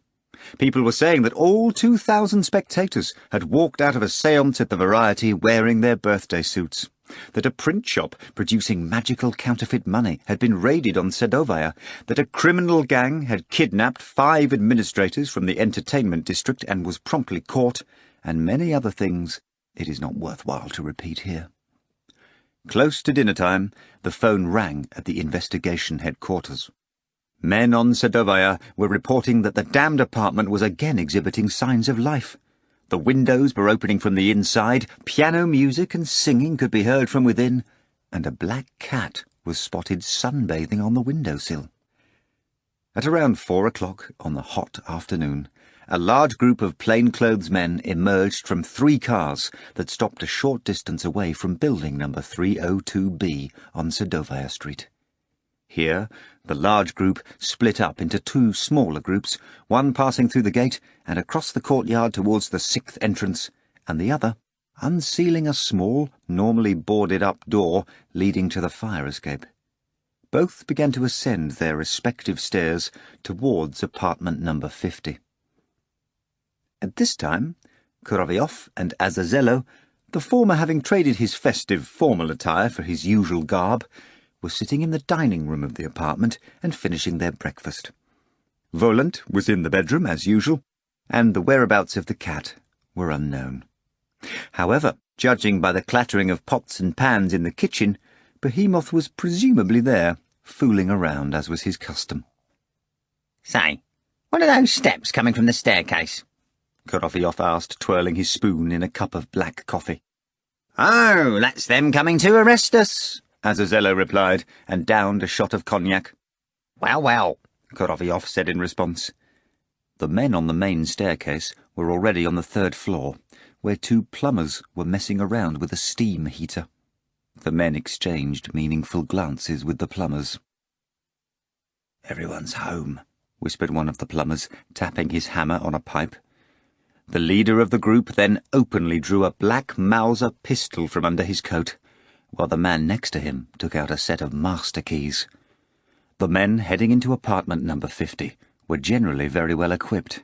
2 of them were carrying light, easily unfolding silk nets in their pockets. Another had a lasso, still another had gauze masks and bottles of chloroform. In a second, the front door of apartment number 50 was opened, and all the men appeared in the hall. A door slammed in the kitchen, indicating the timely arrival of the second group from the fire escape. This time, the effort was met with at least partial, if not complete, success. The men scattered throughout the rooms and found nothing except for the remnants of an apparently just abandoned breakfast in the dining room and, on the living room mantelpiece, next to a crystal pitcher, an enormous black cat. In his paws was a Primus stove. The visitors eyed the cat in complete silence for a considerable length of time. That's quite something," one of them whispered. Not fooling around, not bothering nobody, just sitting here, mending the Primus, said the cat with a hostile frown. And moreover, I consider it my duty to warn you that the cat is an ancient, inviolable animal. Exceptionally clean work, whispered another visitor, while a third said loudly and distinctly, "All right, come along, you inviolable ventriloquist kitty." A silk net unfurled and flew through the air, but to everyone's surprise, the man throwing the net missed and caught only the jug, which promptly smashed to pieces with a ringing noise. "Forfeit!" bellowed the cat. "Hurrah!" And putting aside the Primus, he whipped a Browning automatic from behind his back. He instantly aimed at the man closest to him, but before the cat could fire, something flashed in the target's hand. To the sound of a Mauser shot, the cat flopped head first from the mantelpiece to the floor, dropping the Browning and releasing the Primus. "It's all over," the cat said in a weak voice, sprawling languidly in a pool of blood. "Leave me alone a moment, and let me say goodbye to the earth. Oh, Azazello, my friend," the cat moaned, bleeding copiously. "Where are you?" The cat rolled his fading eyes towards the dining-room door. "You did not come to my aid in this unequal fight. You abandoned poor Behemoth, trading him for a drink, though a very good one, of cognac. Well then, my death be on your conscience, and I bequeath you my Browning." The net, the net, the net, the men whispered anxiously around the cat. But hell knows why, the net got stuck in someone's pocket and would not come out. "The only thing that can save a mortally wounded cat," said the cat, "is a drink of petrol." And taking advantage of the confusion, he put his mouth to the round fueling port of the Primus and helped himself to a good drink of petrol. Immediately, the blood stopped streaming from under his front left paw. The cat jumped up, alive and well, tucked the Primus under his arm, and leaped back on the mantelpiece. From there, tearing the wallpaper, he scaled the wall and situated himself on a metal curtain rod far above the men. Several hands instantly grabbed the curtain and tore it down together with the rod, causing sunlight to flood the shaded room. But neither the fraudulently healed cat nor the Primus fell to the floor. Without parting with his Primus, the cat soared through the air and landed on the chandelier hanging in the centre of the room. "Get a step-ladder!" shouted the men below. "I challenge you to a duel!" bellowed the cat, sailing above their heads on the swaying chandelier. He set the primus between the branches of the chandelier, and the browning reappeared in his paws. Swinging like a pendulum above the visitors, the cat took aim and opened fire. Gunshots shook the apartment. Shards of crystal poured down from the chandelier. Star-shaped cracks appeared on the mirror above the mantelpiece. Plaster dust flew everywhere. Used casings went bouncing on the floor. Window panes shattered, and petrol began to spurt from the bullet-ridden primus. Taking the cat alive was now out of the question, and the visitors fired their Mausers fiercely and accurately at his head, stomach, chest, and back. The gunfire raised a panic in the courtyard outside. It did not last very long, however, and quickly died down of its own accord. The problem was that neither the cat nor the visitors sustained any damage. Not only was no one killed, but no one was even wounded. Everyone, including the cat, remained completely unharmed. To verify this, one of the visitors pumped at least 5 shots into the head of the accursed animal, and the cat responded briskly with an entire clip. The result was as before.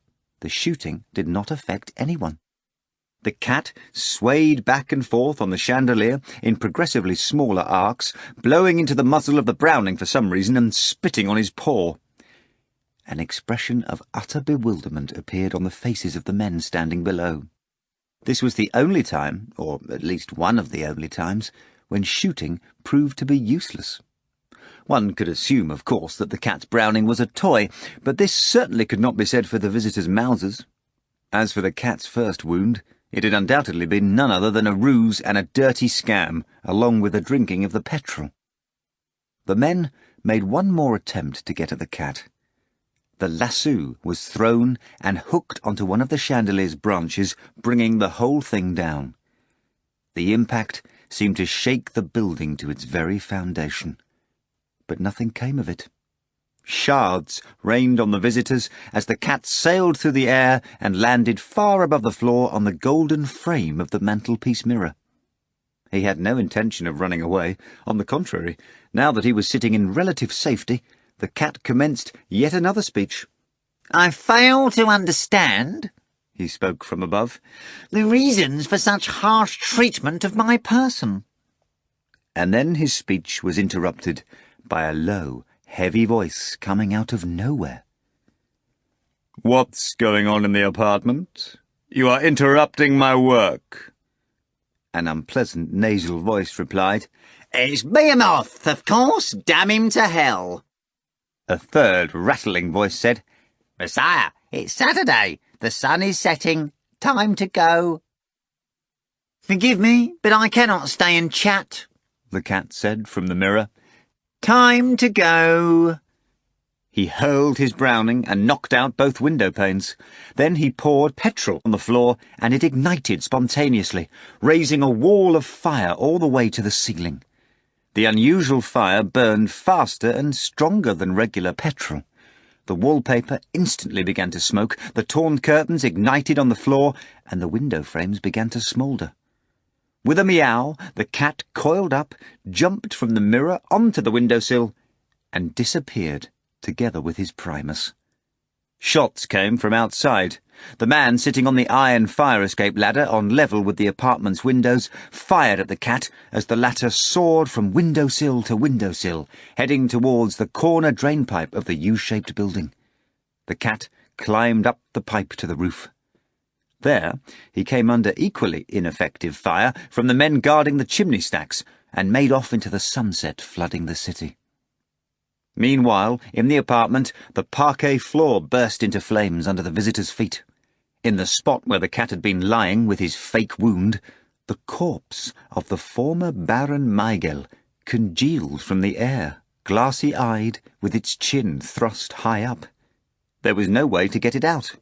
Hopping on the burning parquet tiles and beating out their smouldering chests and shoulders, the men in the living room retreated to the study and the hall. Those who had been in the dining room and bedroom ran out through the corridor. Finally, the men from the kitchen also came running to the front door. The living room was already full of fire and smoke. Someone managed to dial the fire department on his way out and shouted curtly into the phone, "Sadovaya, 302B!" They could not stay any longer. The fire spread into the hall. It became difficult to breathe. As soon as the first wisps of smoke appeared from the broken windows of the haunted apartment, frantic voices came from the courtyard below. "Fire! Fire! We're on fire!" In various apartments, people began to scream into their telephones. "Sadovaya! Sadovaya 302B!" And just as they heard the heart-stopping sound of bells on the long red trucks speeding toward Sadovaya from all over the city, the people running around the courtyard saw 3 dark, seemingly male silhouettes fly out of the 5th-floor window amid the smoke, as well as one silhouette of a nude woman. Chapter 28. The Final Adventures of Korovyov and Behemoth. It is impossible to say for sure whether these silhouettes were real or whether the panic-stricken residents of the ill-fated apartment building on Sadovaya had simply imagined them.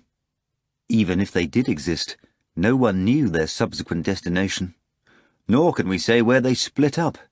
But what we do know is that approximately 15 minutes after the fire started on Sadovaya, a tall gentleman in a checked suit appeared by the mirrored doors of the Turkcine foreign currency store on Smolensky Market.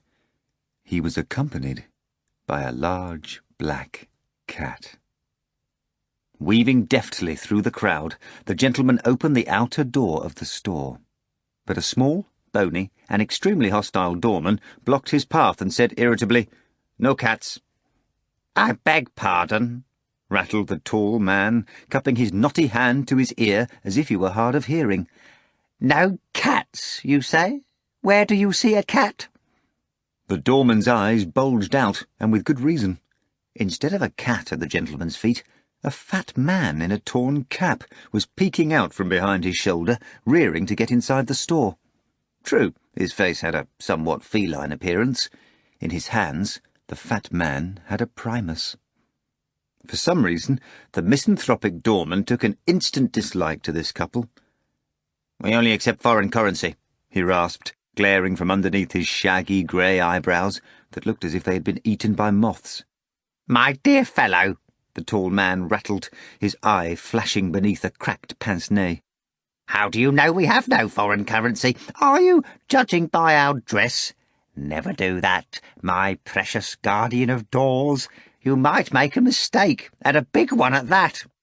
Read up on the story of the famous Caliph Harun al-Rashid, and you'll see what I mean. But tossing that story aside for the moment, I would like to tell you that I will complain to your supervisor and tell him such things about you that you may well be forced to leave your comfortable post by these shiny mirrored doors." "I might have a whole primus full of currency," the plump, cat-like man interrupted heatedly, shoving his way into the store. An irritated line had already formed behind them. Glaring at the odd couple with suspicion and hatred, the doorman stepped aside, and our friends, Korovyov and Behemoth, found themselves inside the store. First they looked around, and then Korovyov announced in a ringing voice heard in every corner, "An excellent store, a very, very fine store." For some reason, the people at the counters turned and stared at the speaker in amazement, even though he had every reason to praise the store. Hundreds of varieties of richly coloured chintz lay in square shelf compartments. Beyond them towered piles of calico, chiffon, and various suit fabrics. Stacks of shoeboxes stretched into the distance, where several women were sitting on low chairs, wearing an old worn shoe on one foot and a shiny new one on the other, which they stamped on the rug with a preoccupied air. Somewhere around a corner, gramophones played and sang in the distance. But Korovyov and Behemoth went past all these delights and made straight for the junction of the grocery and confectionery departments. There was lots of space here. Ladies in scarves and berets did not crowd the counters as they did in the fabrics department. A short, perfectly square man was standing by a counter and droning on authoritatively. Extremely clean-shaven, he was wearing horn-rimmed spectacles, an unruffled, unstained, brand-new hat, a lilac coat, and orange kid gloves. A salesman in a clean white coat and blue cap was serving the lilac customer. Using an extremely sharp knife, very similar to the one stolen by Matthew Levi. He was removing the silvery snake-like skin from a fat, juicy, pink piece of salmon. "This department is superb as well," Korofiov acknowledged solemnly. "And what a charming foreigner," he said, pointing benevolently at the lilac coat. "No, no," Behemoth said pensively. "You are mistaken, my friend. The lilac gentleman's face lacks something, in my opinion." The lilac coat flinched, presumably by accident, for surely the foreigner could not have understood the Russian words spoken by Korofiov and his companion. "Is good?" the lilac customer inquired sternly. "World class," replied the salesman, playfully poking under the salmon skin with the edge of his knife. "Good I like, bad no," the foreigner warned sternly. "But of course," the salesman replied enthusiastically. Our friends left the foreigner and his salmon and approached the confectionery counter. "Hot out today," Korofiov said to a young red-cheeked salesgirl, but received no reply. "How much are the oranges?" he then inquired. 30 kopecks a kilo, answered the salesgirl. "Everyone wants a bite of your wallet," Korofiov noted, sighing. Oh dear. He pondered a while longer and extended an invitation to his companion. "Eat up, Behemoth." The fat man tucked the primus under his arm, obtained the top orange in the pyramid, wolfed it down, skin and all, and immediately moved on to the next. A deathly fear came over the salesgirl. "Are you crazy?" she cried, the colour in her cheeks fading. "I need a receipt first, a receipt!" And she dropped her pastry tongs. "My darling, my sweet, my prettiest," Korofiov began hoarsely, leaning over the counter and winking at the salesgirl. "We don't happen to have any foreign currency today. What's a man to do? But the next time we're here, no later than Monday, I swear we'll pay you back in cash. We live right around here, on Sadovaya, in the building that just caught fire." Swallowing the third orange, Behemoth thrust his paw into an elaborate structure built from chocolate bars and pulled out the bottom one, which of course caused the entire thing to collapse. He then swallowed the bar together with its gold wrapper. The salesmen at the fish counters froze with their knives in their hands. The lilac foreigner turned towards the marauders, revealing that Behemoth had been wrong. The lilac man's face lacked nothing. On the contrary, it had something superfluous. Hanging jowls and shifty eyes. Turning yellow, the salesgirl screamed miserably for the whole store to hear. "Pelosic! Pelosic!" The crowd from the fabric department came running at the scream. Meanwhile, Behemoth abandoned the tempting confectionaries and stuck his paw in a barrel bearing the inscription, "Select Kirsch Herring." He pulled out a couple of herring and swallowed them, spitting out the tails. "Pelosic!" came another desperate cry from behind the confectionery stand, while at the fish counter a goateed salesman barked, "What do you think you're doing, you scum?" Pavel Yosifovich was already hurrying to the scene. He was an imposing, surgeon-like man in a clean white coat, with a pencil sticking out of his pocket. He was evidently an experienced man as well. Seeing the tail of the third herring in Behemoth's mouth, he quickly assessed the situation and understood everything. Without getting into any arguments with the insolent bastards, he waved into the distance and commanded, "Blow the whistle!" The doorman shot out of the mirrored doors onto the corner of Smolensky and exploded in sinister whistling. The crowd began to close around the scoundrels, but then Korofiov stepped in. "Folks!" he shouted in a high-pitched, vibrating voice. "What's going on here, huh? I want to ask you something. This poor man—" Korofiov put a tremor into his voice and pointed to Behemoth, who immediately put on a sad face. "This poor man mends primuses all day for a living. He's hungry. But where is he to get foreign currency?" "Hey, none of that!" the usually calm and composed Pavel Yosifovich shouted sternly. Growing impatient, he waved into the distance, and the whistling by the doors intensified. Unfazed by Pavel Yosifovitch's interjection, Korovyov continued. Where? I ask you all. He's tormented by hunger and thirst. He's hot. So the poor guy sampled an orange which costs a measly 3 kopecks. And here they go, whistling like nightingales in the spring woods, disturbing the police, taking them away from important business. Why is he allowed here, huh? And Korovyov pointed at the lilac fat man, who grew most alarmed. Who is he, huh? Where did he come from? Why, as if we couldn't live without him, as if we invited him here, bellowed the former choirmaster at the top of his lungs, his mouth twisted in a sarcastic smile. Sure, he's got a smart lilac suit. He's all bloated with salmon and stuffed with foreign currency. But what about our boys? What about our boys? I'm bitter, folks. Bitter, bitter! Wailed Korovyov like the best man at an old-fashioned wedding. This silly, tactless, and probably politically subversive speech made Pavel Yosifovitch shake with indignation. But, oddly enough, the looks of the customers made it clear that it evoked sympathy in the crowd. And when Behemoth wiped his eyes with his dirty, torn sleeve and exclaimed tragically, "Thank you, my faithful friend, for looking out for the victim," a miracle happened. A quiet, respectable little old man, dressed poorly but neatly, who had been buying 3 almond pastries at the confectionery counter, underwent a sudden transformation. His eyes flashed with bellicose fire, he turned purple, threw his little bag of pastries on the floor, and shouted in a high-pitched, childlike voice, "He's right!" He snatched the tray containing the remains of the chocolate bar Eiffel Tower, ruined by Behemoth, and waved it in the air.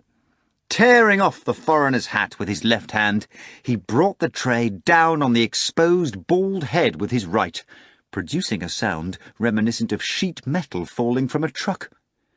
Turning white, the fat foreigner tumbled backwards into the barrel of Kirsch herring, sending a fountain of brine into the air. Then came a second miracle. Having fallen into the barrel, the lilac man screamed in pure Russian, without a trace of accent. "Murder! Police! These bandits are trying to kill me!" The shock of the attack had evidently given him mastery of a hitherto unknown language. The doorman's whistling stopped, and 2 approaching police helmets appeared in the crowd of excited customers. But the treacherous Behemoth doused the confectionery counter with spontaneously igniting petrol from his primus, as one douses a bathhouse bench with water from a pail. Flames shot upwards and ran along the counter, consuming the pretty paper ribbons decorating the baskets of fruit. Salesgirls ran screaming from the counter. As soon as they cleared it, the linen curtains of the windows burst into flames, and the floor caught on fire.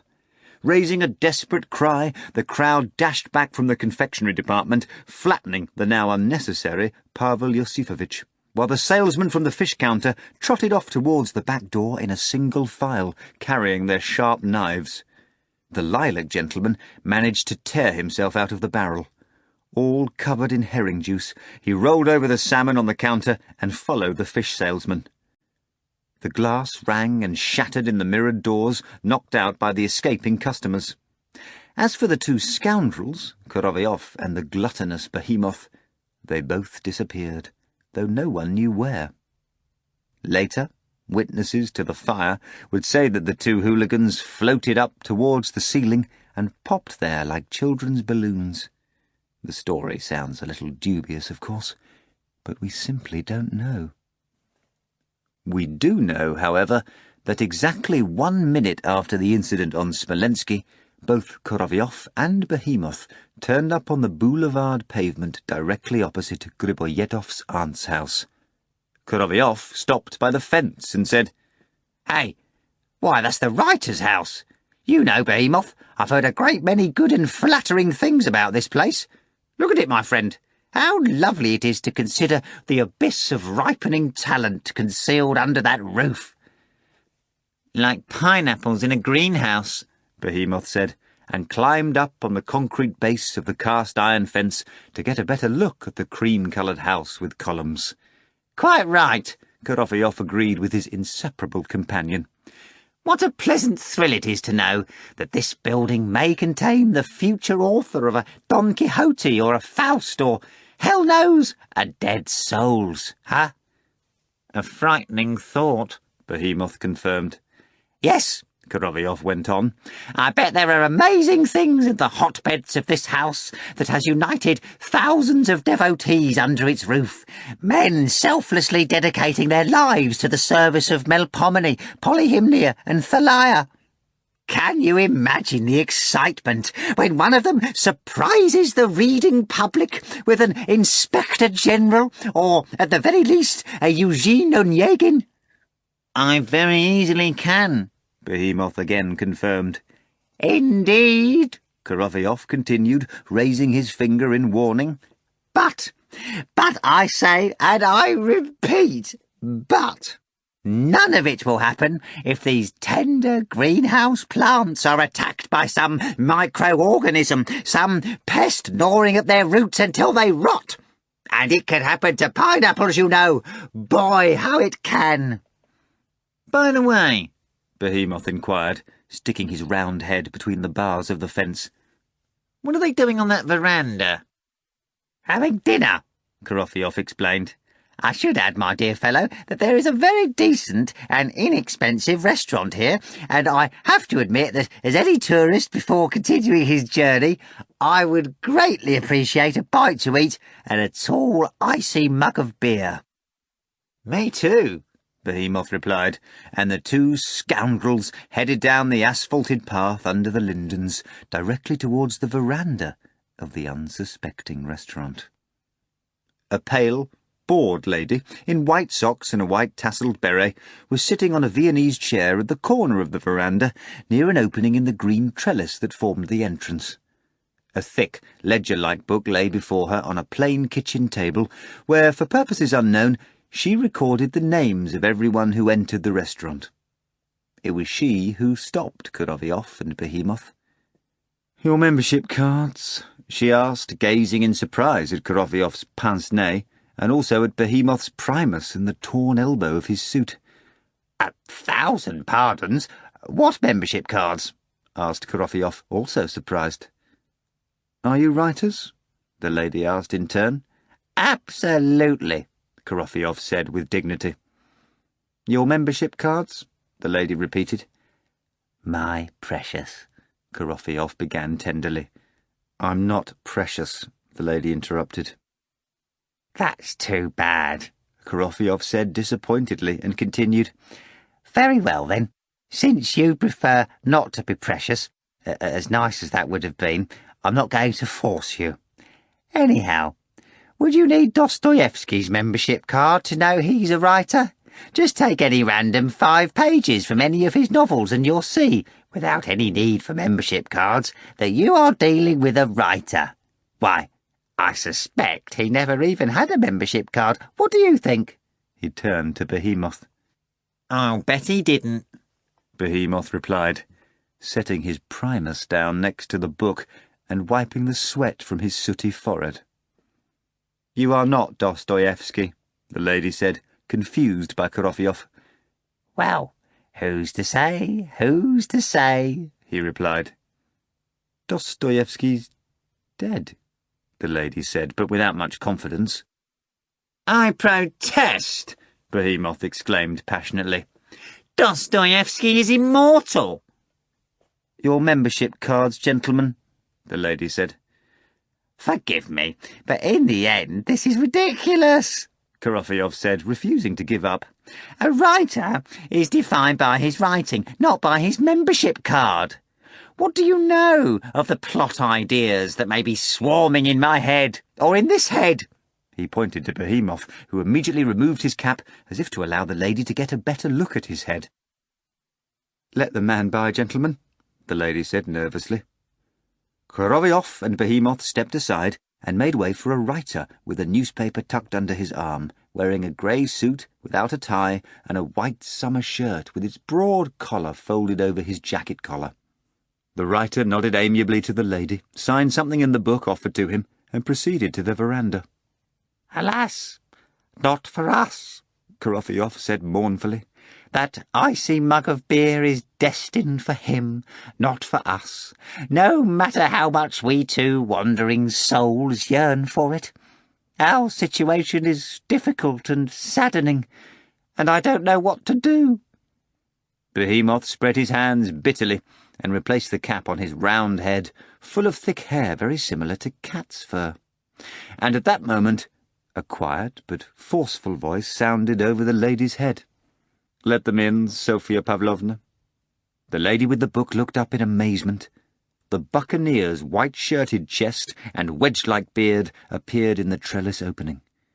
He was gazing affably at the dubious, ragged couple and even gesturing to them invitingly. Archibald Archibaldovitch made his authority well known in the restaurant he managed, and therefore Sophia Pavlovna asked Korofiov obediently, "What's your name?" "Panayev," he replied politely. The lady recorded the name and directed a questioning look at Behemoth. "Skibichovsky," squeaked Behemoth, pointing to his primus for some reason. Sophia Pavlovna recorded that as well and pushed the book towards the visitors so that they could sign it. Korofiov wrote Skabichovsky next to Panayev, while Behemoth signed Panayev opposite Skabichovsky.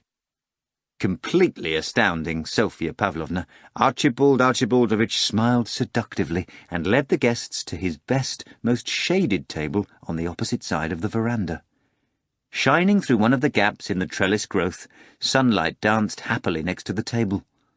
Blinking with amazement, Sophia Pavlovna studied the two curious signatures left in the book by the unexpected visitors for a long time. Archibald Archibaldovitch surprised the waiters no less than he did Sophia Pavlovna. He personally moved the chair away from the table, inviting Korofiov to sit. He winked at one waiter, whispered something to another, and both waiters began fussing around the new guests, one of whom had set his primus down on the floor next to his reddish boot. The old yellow-stained tablecloth vanished from the table to be replaced by a pristine starched one, whiter than a Bedouin's burnous. Archibald Archibaldovitch leaned close to Korofiov's ear and whispered softly but very expressively, "What will I be treating you to? I have some very fine smoked sturgeon, managed to rescue it from the architect's banquet." "Would you, some appetizers, Korofiov murmured pleasantly, sprawling in his chair. "Understood," Archibald Archibaldovitch replied meaningfully, closing his eyes. Seeing the way the chief was treating the dubious clients, the waiters abandoned all doubts and began work in earnest. One was already offering a match to Behemoth, who had fished a cigarette butt out of his pocket and placed it in his mouth. Another ran up with tinkling green glassware and began laying out various wine glasses, tumblers, and those lovely thin-walled glasses that are so good for— No, skipping ahead a bit. Let us say, used to be so good for a drink of mineral water under the canopy of the unforgettable Griboyedov veranda. "Some fillet of grouse, perhaps?" Archibald Archibaldovitch purred sweetly. Gazing benevolently through his useless lens, the visitor in the cracked pince-nez fully approved the brig commander's suggestions. The novelist, Petrakov-Sukhove, was dining at a neighbouring table with his wife, who was just finishing a pork chop. Observant, like all writers, he quickly noticed Archibald Archibaldovitch's pandering and found it very, very surprising. As for his wife, a most respectable lady, she simply became jealous of the pirate's treatment of Korofiov. She even tapped her spoon on her glass as if to say, "What's the hold-up? It's time to serve the ice cream already. What's the matter?" Directing a seductive smile at Madame Petrakov, Archibald Archibaldovitch sent a waiter in her direction and stayed with his special guests. A smart man, that Archibald Archibaldovitch, and no less observant than any writer. Archibald Archibaldovitch had heard of the séance at the Variety, as well as many other recent events, but unlike others, he had not forgotten the words checked suit or the word cat. Archibald Archibaldovitch guessed right away who his visitors were, and naturally sought no confrontation with them. That Sofia Pavlovna was quite something, though. To think, trying to bar those two from entering the veranda. Then again, what could you expect from her? Haughtily poking her melting vanilla ice cream with her spoon, Madame Petrakov looked on in dissatisfaction as all manner of foodstuffs appeared magically on the table occupied by the two buffoons. Clean, sparkling leaves of lettuce were already sticking out from a bowl of fresh caviar. Another instant, and a misty silver ice bucket appeared on a specially prepared table nearby. Only after making sure that everything was nice and proper, only when a covered, simmering pan appeared in the waiter's hands, did Archibald Archibaldovitch permit himself to leave the mysterious visitors, and only after whispering, "I beg pardon, just 1 minute, I'll go see to the fillets personally." He fluttered away from the table and disappeared inside the restaurant. Were someone to have observed Archibald Archibaldovitch's subsequent actions, they would have undoubtedly seemed somewhat puzzling. Instead of heading to the kitchen to attend to the fillets, the chief visited the restaurant's storeroom. He opened it with his own key and locked himself inside. Taking care not to dirty his cuffs, he extracted 2 heavy fillets of smoked sturgeon from the icebox, wrapped them in newspaper, tied them neatly with a string, and put them aside. He then checked for his silk-lined summer coat and hat in the neighbouring room. Only then did he proceed to the kitchen, where the chef was carefully slicing the fillets promised by the pirate to his guests. Truth be told, there was nothing strange or mysterious about Archibald Archibaldovitch's actions. Only a superficial observer would have found them odd, for his actions flowed quite logically from all that had occurred before. Knowledge of recent events, and above all, Archibald Archibaldovitch's phenomenal intuition, told the Griboyedov restaurant chief that although his visitor's dinner would be plentiful and sumptuous, it would also be quite brief. The buccaneer's intuition had never failed him before, and it did not let him down this time.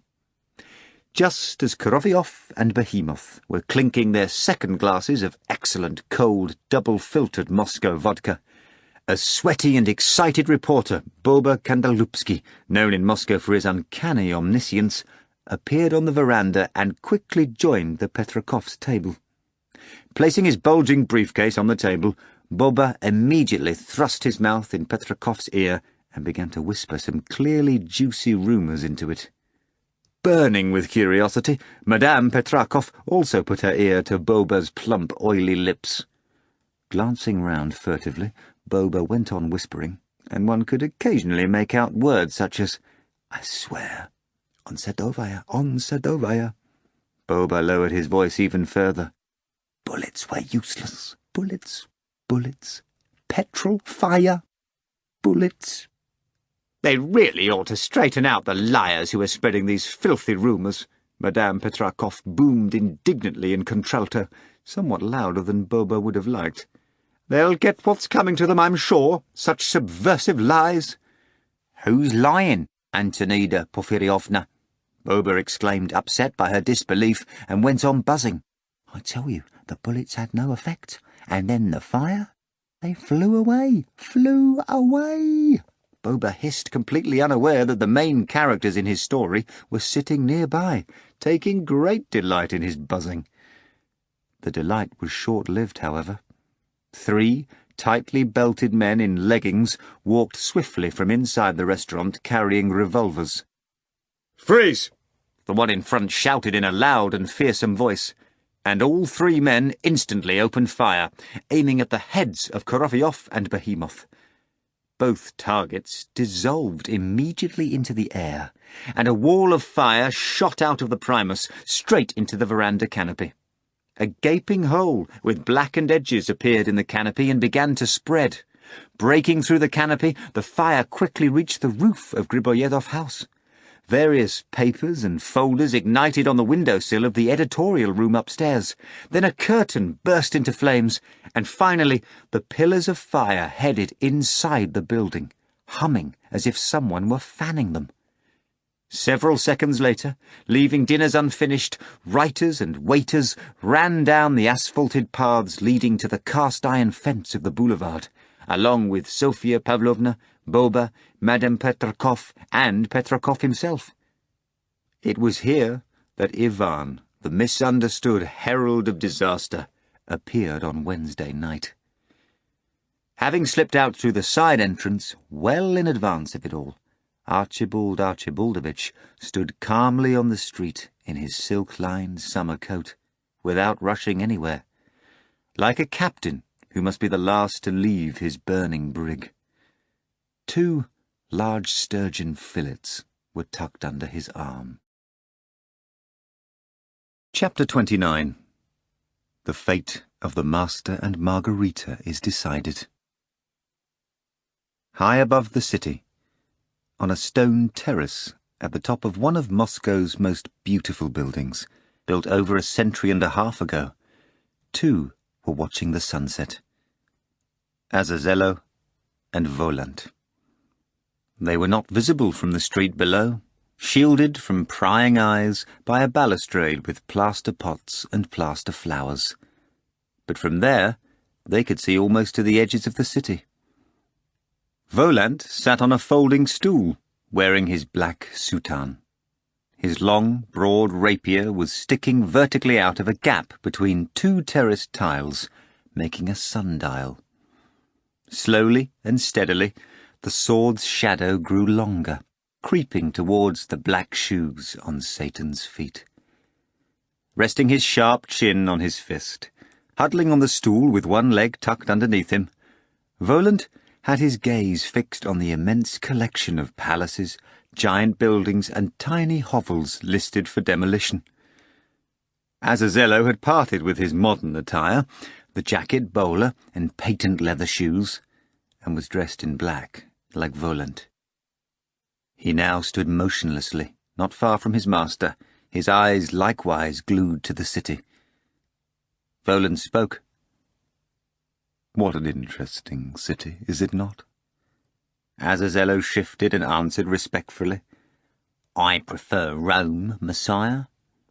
"Yes, it is a matter of taste," Volant replied.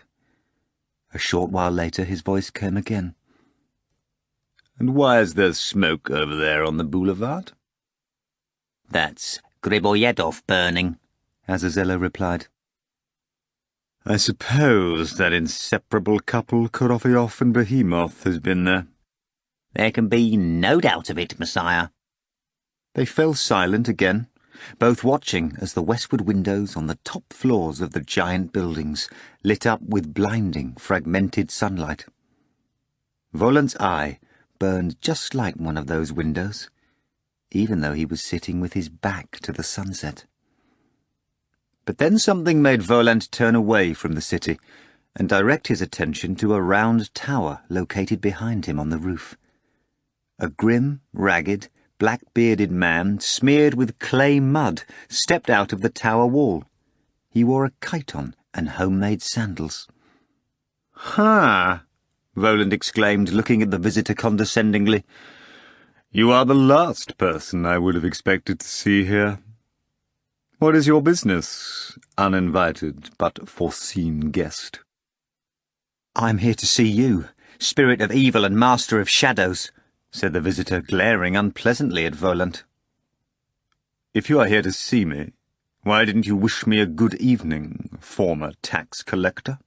Volant asked sternly. "Because I do not wish you anything good," the visitor brazenly replied. "Then you'll have to reconcile yourself to the fact that I am doing quite well," countered Volant, and a grin twisted his face. "You began spouting nonsense the moment you appeared on this roof. And let me tell you what it is, your tone. You spoke as though you did not recognize shadows or evil. Kindly think on this. Where would all your good be if evil did not exist? What would the earth look like without shadows?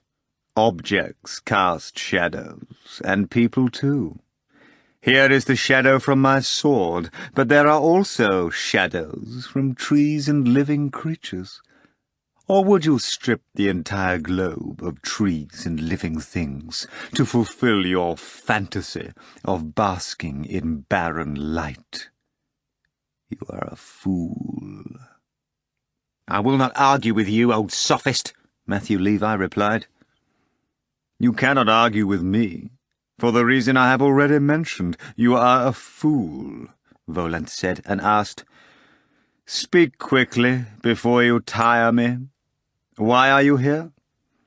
He sent me. And what would he have you tell me, slave? I'm not a slave, Matthew Levi said, growing increasingly angry. I am his disciple. You and I speak different languages, as always, Volant rejoined. But that does not change the things we speak of. So, then. He has read the Master's work, Matthew Levi said, and asks you to take the Master with you and reward him with peace. Or is that too hard for you to do, spirit of evil?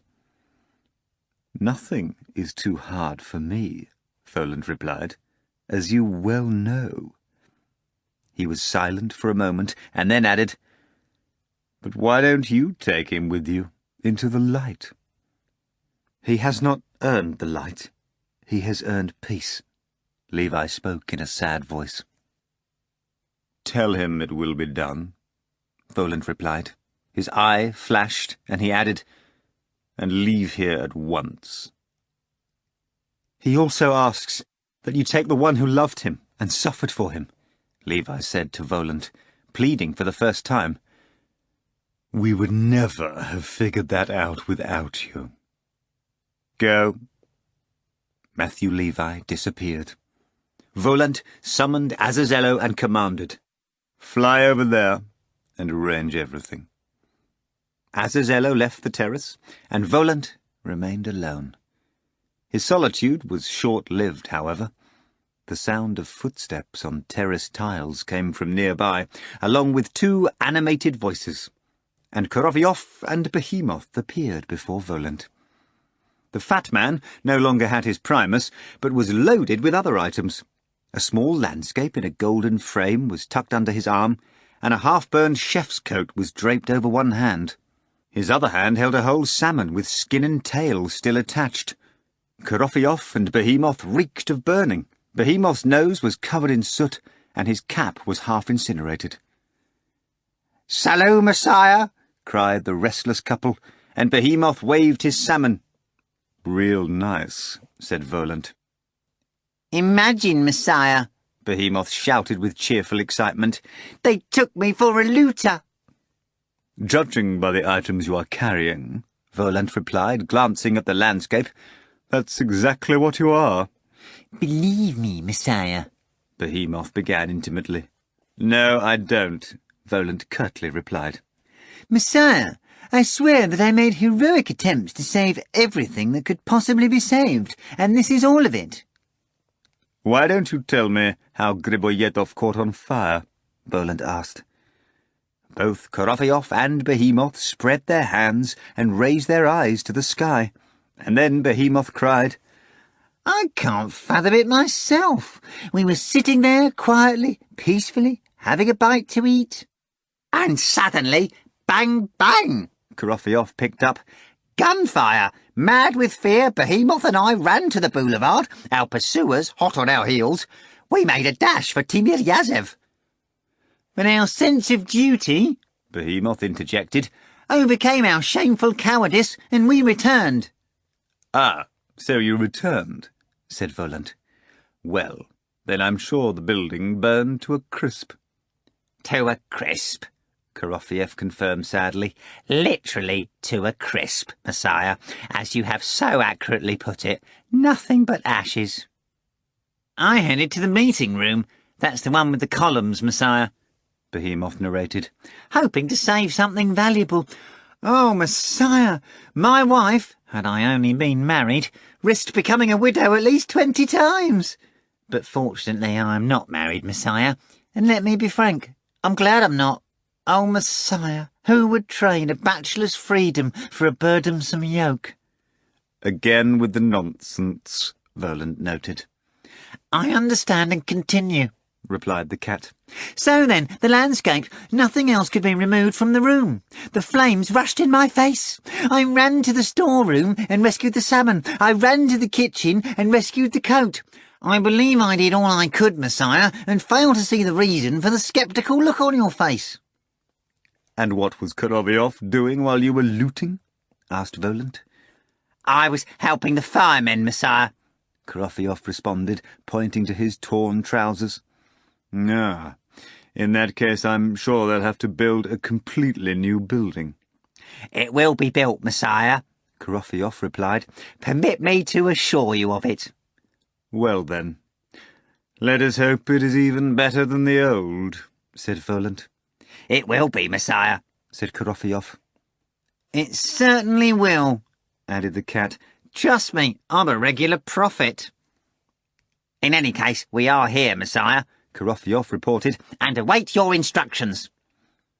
Volant rose from his chair and approached the balustrade. For a long time he gazed silently into the distance, his back to his entourage. Finally he stepped away from the edge, resumed his seat, and said, "There will be no instructions. You have done all that you could, and I no longer require your services for the time being. You may rest. A storm is coming, the final storm. It will finish all that's been left unfinished, and we will set out." Very well, Messiah, the two buffoons said, and disappeared somewhere behind the round tower in the centre of the terrace. The storm that Volant spoke of was already gathering on the horizon. A black cloud rose from the west and cut off half the sun. Then it covered all of it. The air on the terrace became cool. Soon afterwards, it became completely dark. Darkness, descending from the west, obscured the giant city. Gone were the bridges, the palaces, all of it gone, as though it had never existed. A fiery thread ran across the sky.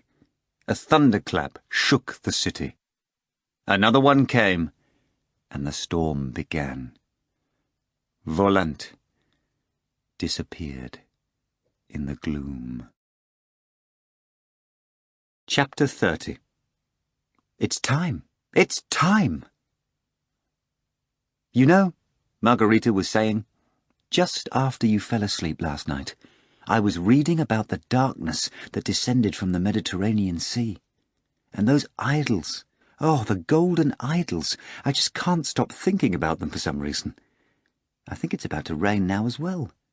Can you feel the air grow cooler? This is all well and good, replied the master, smoking a cigarette and breaking up the smoke with his hand. And the idols too, God be with them.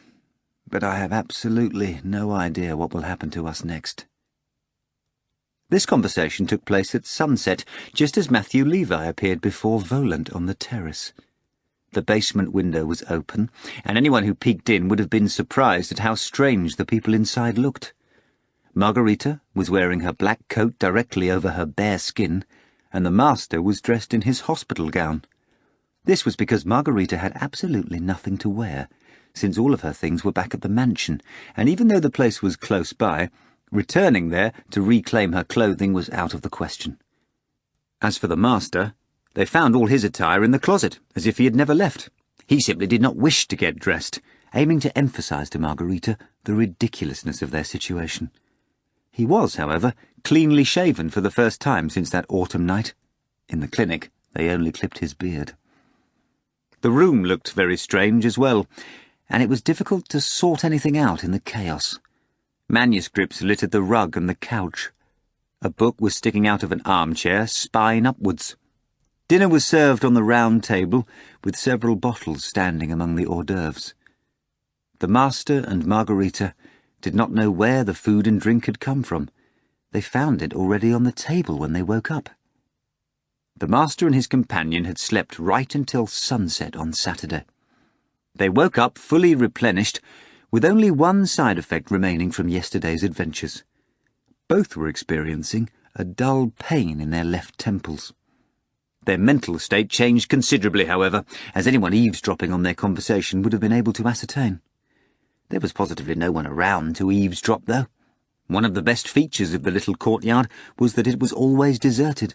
Every day the spring scent from the greening willows and lindens outside became stronger, and a light breeze was already fanning it into the basement. "Oh, the devil!" the master suddenly exclaimed. "Just think about it," he said, extinguishing the butt of his cigarette in the ashtray and clutching his head with both hands. "Just listen. You are an intelligent person, and you were never insane. Are you seriously telling me that yesterday we were at Satan's?" "Absolutely," Margarita replied. Right, the master noted with irony. "It seems one madman has turned to two, husband and wife." He raised his arms to the sky and shouted, "The devil knows what this is! The devil, the devil, the devil!" Instead of answering, Margarita collapsed on the couch in a fit of laughter, waving her bare legs in the air, and then exclaimed, I can't help it. I can't. Just look at yourself." After the master, in embarrassment, adjusted his hospital long johns and she finished laughing, Margarita grew serious. "You unwittingly spoke the truth just now," she said. "The devil knows, and believe me, the devil will arrange everything." Her eyes flashed, and she jumped up and started to dance on the spot, shouting, "How happy I am! How happy! How happy that I made a deal with him! Oh, the devil! The devil! Sounds like you'll have to live with a witch, my dear." She dashed to the master, clasped him round the neck, and began to kiss his lips, his nose, his cheeks. Strands of her unkempt black hair danced over the master, and his cheeks and forehead burned with kisses. "You really do look like a witch, you know." "I don't deny it," Margarita replied. "I am a witch, and I like it." "Oh, all right," said the master. "A witch, then. All well and good. I've been abducted from the hospital, also very nice. Taken here, let's say, and... Look, even if they don't bother looking for us, tell me, in the name of all that's holy, how are we going to live? Believe me, I say this because I care about you." Just then, 2 blunt-toed boots and the lower end of a pair of pin-striped trousers appeared in the window. The trousers bent at the knee, and someone's heavy behind blocked the light. "You home, Aloysius?" a voice asked from above the trousers on the other side of the window. "Here we go," said the master. "Aloysius?" Margarita asked, moving to the window. "He was arrested yesterday. Who wants to know? What's your name?" The knees disappeared instantly along with the behind. The gate clanged, and everything returned to normal. Margarita fell on the couch and laughed until tears poured from her eyes. When she quieted down, her face changed dramatically. She began to speak seriously and climbed down from the couch as she spoke, crept over to the master's knees, and began to caress his head as she gazed into his eyes. "How you must have suffered, my poor darling. I alone know.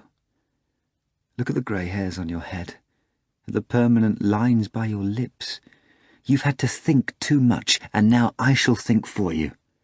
And I promise that everything will go spectacularly well." "I'm not afraid of anything, Margot," the master said suddenly, and raised his head, looking just as he looked when he wrote of things he had never seen and yet knew they had happened. "I am not afraid because I have already endured it all. They tried to frighten me too much, and now they can frighten me no more. But I pity you, Margot. That's the problem. And that's why I keep repeating the same thing over and over. Come to your senses. Why ruin your life with a sick, impoverished man? Go back. I say it because I pity you." "Oh, you," Margarita whispered, shaking her tousled head. "Oh, you unfortunate man of little faith. I spent an entire night trembling and naked for you. I shed my very nature and replaced it with another. I sat in a dark closet for months and cried my eyes out, thinking of only one thing: the storm over Yerushalayim. And now, when happiness has fallen in our lap, you would chase me away. I will leave, then, but know that you are a cruel man. They have drained your soul. A bitter tenderness filled the master's heart, and he started crying in Margarita's hair. She cried too, and whispered to him, her fingers playing over his temples. All those threads, all those threads.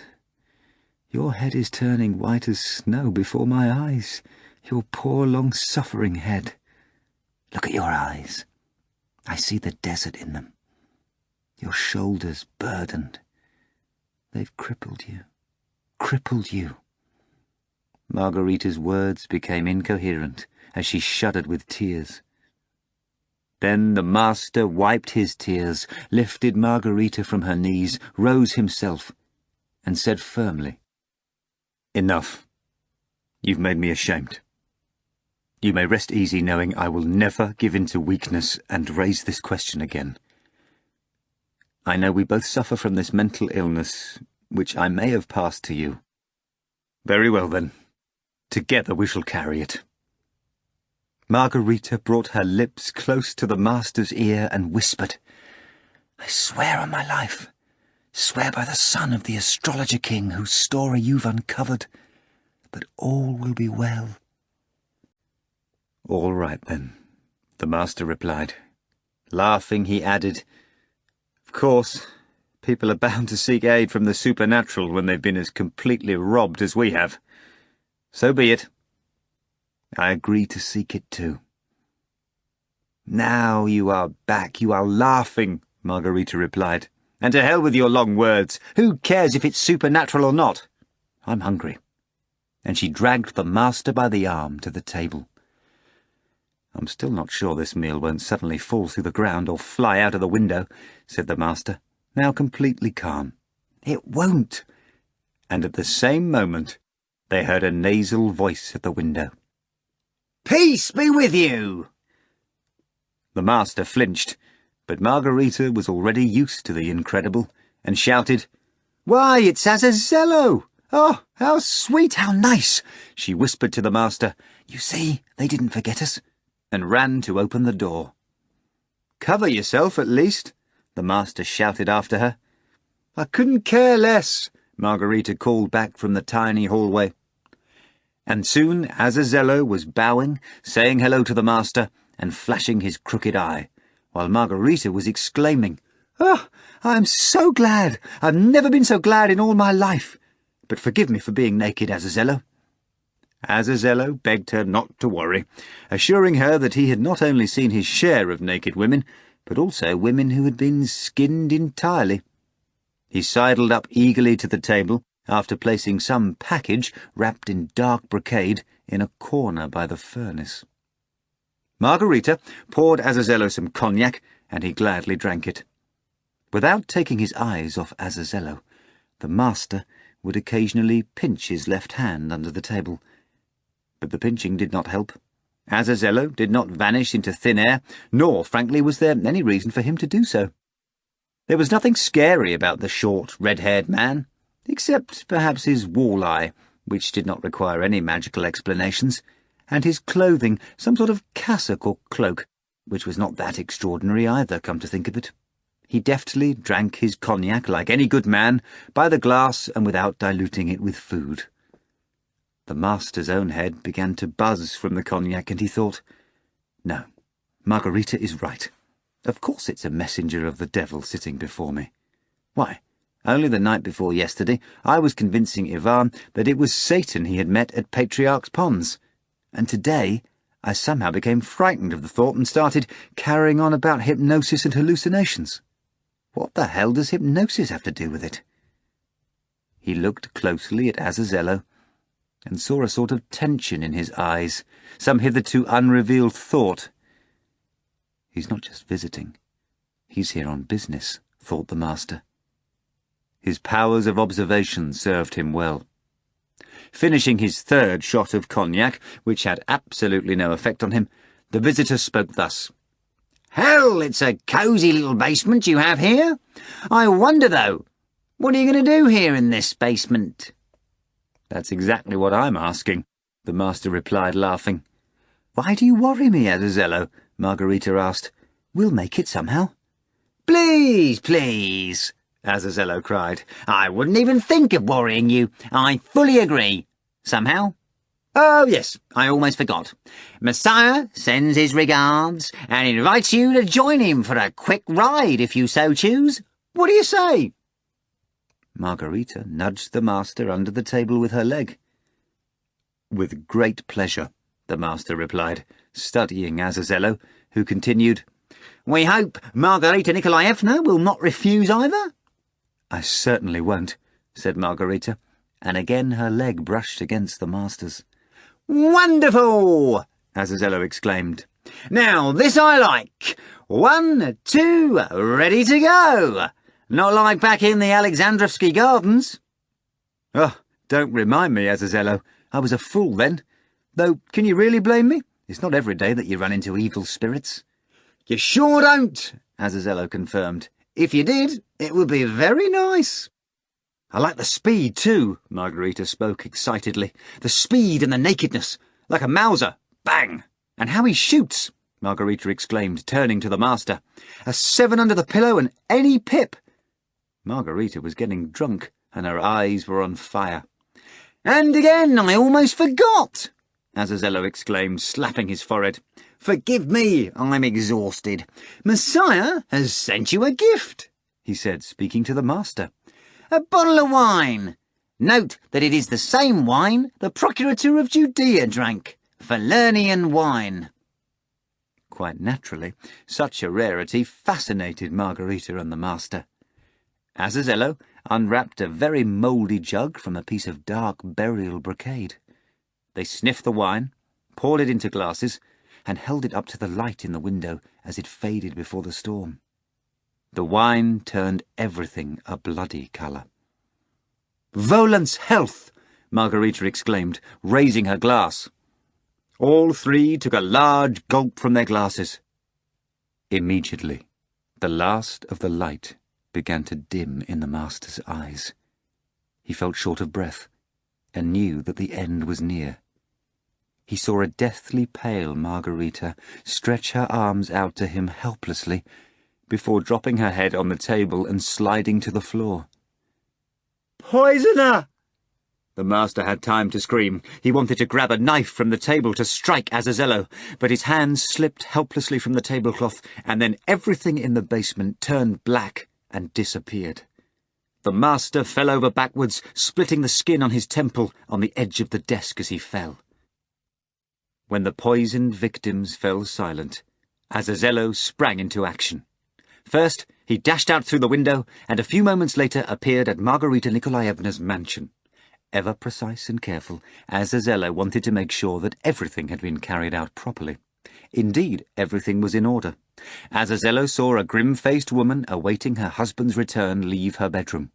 Suddenly, she turned pale, clutched her heart, and cried helplessly. "Natasha! Somebody! Over here!" She fell on the floor in the living room, never reaching the study. "Everything's in order?" said Azazello. A moment later he was back at the fallen lover's side. Margarita was laying face down on the rug. With his iron hands, Azazello turned her over like a doll and peered into the poisoned woman's face. It was changing before his eyes. Even in the stormy twilight, it was possible to see that her temporary witch-like squint was disappearing, along with her recently acquired look of cruelty and violence. The face of the deceased grew softer and lighter, and her savage grin turned into a simple expression of suffering. Azazello squeezed apart her white teeth and poured in several drops of the same wine he used to poison her. Margarita sighed and rose without Azazello's help.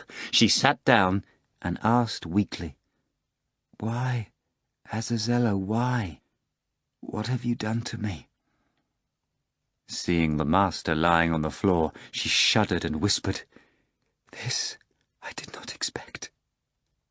Murderer, "No, no," Azazello replied. "He will rise in a moment. Why must you be so nervous?" The red-haired demon's voice was so persuasive that Margarita believed him at once. She jumped up, strong and full of life, and helped him give the prone man some wine. Opening his eyes, the master glared grimly, and hatefully repeated his last word. "Poisoner." "Oh, yes, an insult is my usual reward for a job well done," Azazello replied. "Are you blind?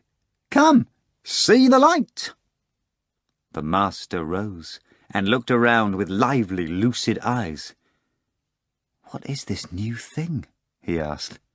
"It means," Azazello replied, "that it's time to go. Can you hear the storm rumbling? It grows dark. The horses are pawing the ground. The little garden shakes. Say goodbye to the basement. Say it quickly." "Ah, I understand," said the master, glancing round. "You have killed us. We are dead. How clever, how timely. Now I understand." "Oh, please," Azazello replied. "Is it you I hear? How can you be dead when your friend here calls you a master, when you can think? Is it really necessary to be able to sit in a basement wearing hospital underwear to be considered alive? It's ridiculous." "I understood all that you said," the master exclaimed. "Say no more. You are 1,000 times right." "Great Volant!" Margarita echoed. "Great Volant! He thought up a far better solution than I." "But the novel!" she shouted to the master. "Take the novel with you, no matter where you go." "There's no need," the master replied. "I know it by heart." "And you won't forget a word? Not a single word?" Margarita asked, pressing against her lover and wiping away the blood from his injured temple. "Fear not. I will never forget anything any more," he replied. "In that case, fire!" cried Azazello. "It is fire that started it all, and fire that we use to end it all." "Fire!" Margarita cried fearsomely. The basement window banged as the wind blew aside the curtains. A short, merry thunderclap shook the sky. Azazello thrust his clawed hand into the furnace, pulled out a charred log, and set fire to the tablecloth. Then he ignited a stack of old newspapers on the couch, then the manuscripts, then the curtain on the window. Intoxicated by the impending ride, the master picked up some book from the shelf, threw it on the table, and ruffled its pages. It burst into happy flames. "Burn, old life, burn! Burn suffering!" cried Margarita. Crimson pillars of fire were already weaving about the room. In a cloud of smoke, all three ran out of the door, climbed up the stone steps, and found themselves in the courtyard. The first thing they saw there was the landlord's cook, sitting on the ground amid scattered potatoes and bunches of onions. Her condition was understandable. 3 black stallions stood by the shed, snorting, quivering, and kicking up fountains of dirt. Margarita mounted hers first, then Azazello, and finally the master. Moaning, the cook raised her hand to make the sign of the cross, but Azazello shouted menacingly from the saddle, "I'll cut off that hand!" He whistled, and the horses soared into the air, broke through the linden branches, and plunged into a low black cloud. Immediately, smoke appeared from the basement window. The cook's weak, pitiful voice came from below. "Fire!" The horses were already flying over the roofs of Moscow. "I want to bid farewell to the city," the master shouted to Azazello, who was riding in front. Thunder drowned out the end of the master's sentence. Azazello nodded and sent his horse into a gallop. Ahead, the storm cloud rushed swiftly towards the riders, but the rain had not yet begun. They flew over the boulevard, watching as the tiny figures below scattered, seeking shelter from the rain. The first drops fell. They flew over a pillar of smoke, all that remained of Griboyedov. They flew over the rapidly darkening city, as lightning flashed above. The roofs gave way to greenery. Then the downpour came and turned the riders into 3 giant bubbles in a wall of water. Margarita had already experienced flight, but the master had not. He was surprised at how quickly they reached their destination, the only man he wanted to say goodbye to, as he had no one else. Through the veil of rain, he immediately recognized Stravinsky's clinic, the river, and the pine wood he had spent so much time studying. They alighted in a grove clearing not far from the clinic. "I will wait for you here," Azazello shouted, cupping his hands to his mouth, now lit up by lightning, now disappearing in the grey haze. "Say your farewells, but quickly." The Master and Margarita dismounted and flew through the clinic's garden, flickering like 2 watery shadows. A moment later, the Master was opening the grating on the windows of room number 117 with a habitual motion. Margarita followed him inside. They approached Ivan, unseen and unnoticed in the rumbling and howling of the storm. The Master stopped by the bed. Ivan lay there motionless, just as he had when he first witnessed a storm in his new place of rest. This time, however, he was not crying. When he looked closer at the dark silhouette that had burst in from the balcony, he rose, stretched out his arms, and said happily, "Ah, it's you. I've been waiting and waiting for you. Here you are at last, my neighbour." "I am here," the Master said to that, "but unfortunately I can be your neighbour no more. I am leaving forever and have come here to say goodbye." "I knew it. I had guessed," Ivan said quietly and asked, "So you met him?" "Yes," said the Master. "I came to say goodbye to you because you are the only man I have spoken to recently." Ivan brightened up and said, "It's good that you came. I'll keep my word, you know, no more poetry. I'm interested in something else now." Ivan smiled and looked past the Master with crazed eyes. "There's something else I want to write. I've figured out quite a few things while I've been lying here, you know." The Master became excited at these words. He sat down on the edge of Ivan's bed and said, "That's good. That's good. You'll write the rest of his story." Ivan's eyes flashed. "But won't you do it yourself?" He hung his head and added thoughtfully, "Oh yes, what am I saying?" Ivan stared fearfully at the floor. "Yes," said the Master, and his voice sounded hollow and unfamiliar to Ivan. "I won't write about him any more. I'll be busy with other things." A distant whistle cut through the noise of the storm. "Did you hear?" asked the Master. "The storm, yes." "No. I am being called. It's time to go," the Master explained and rose from the bed.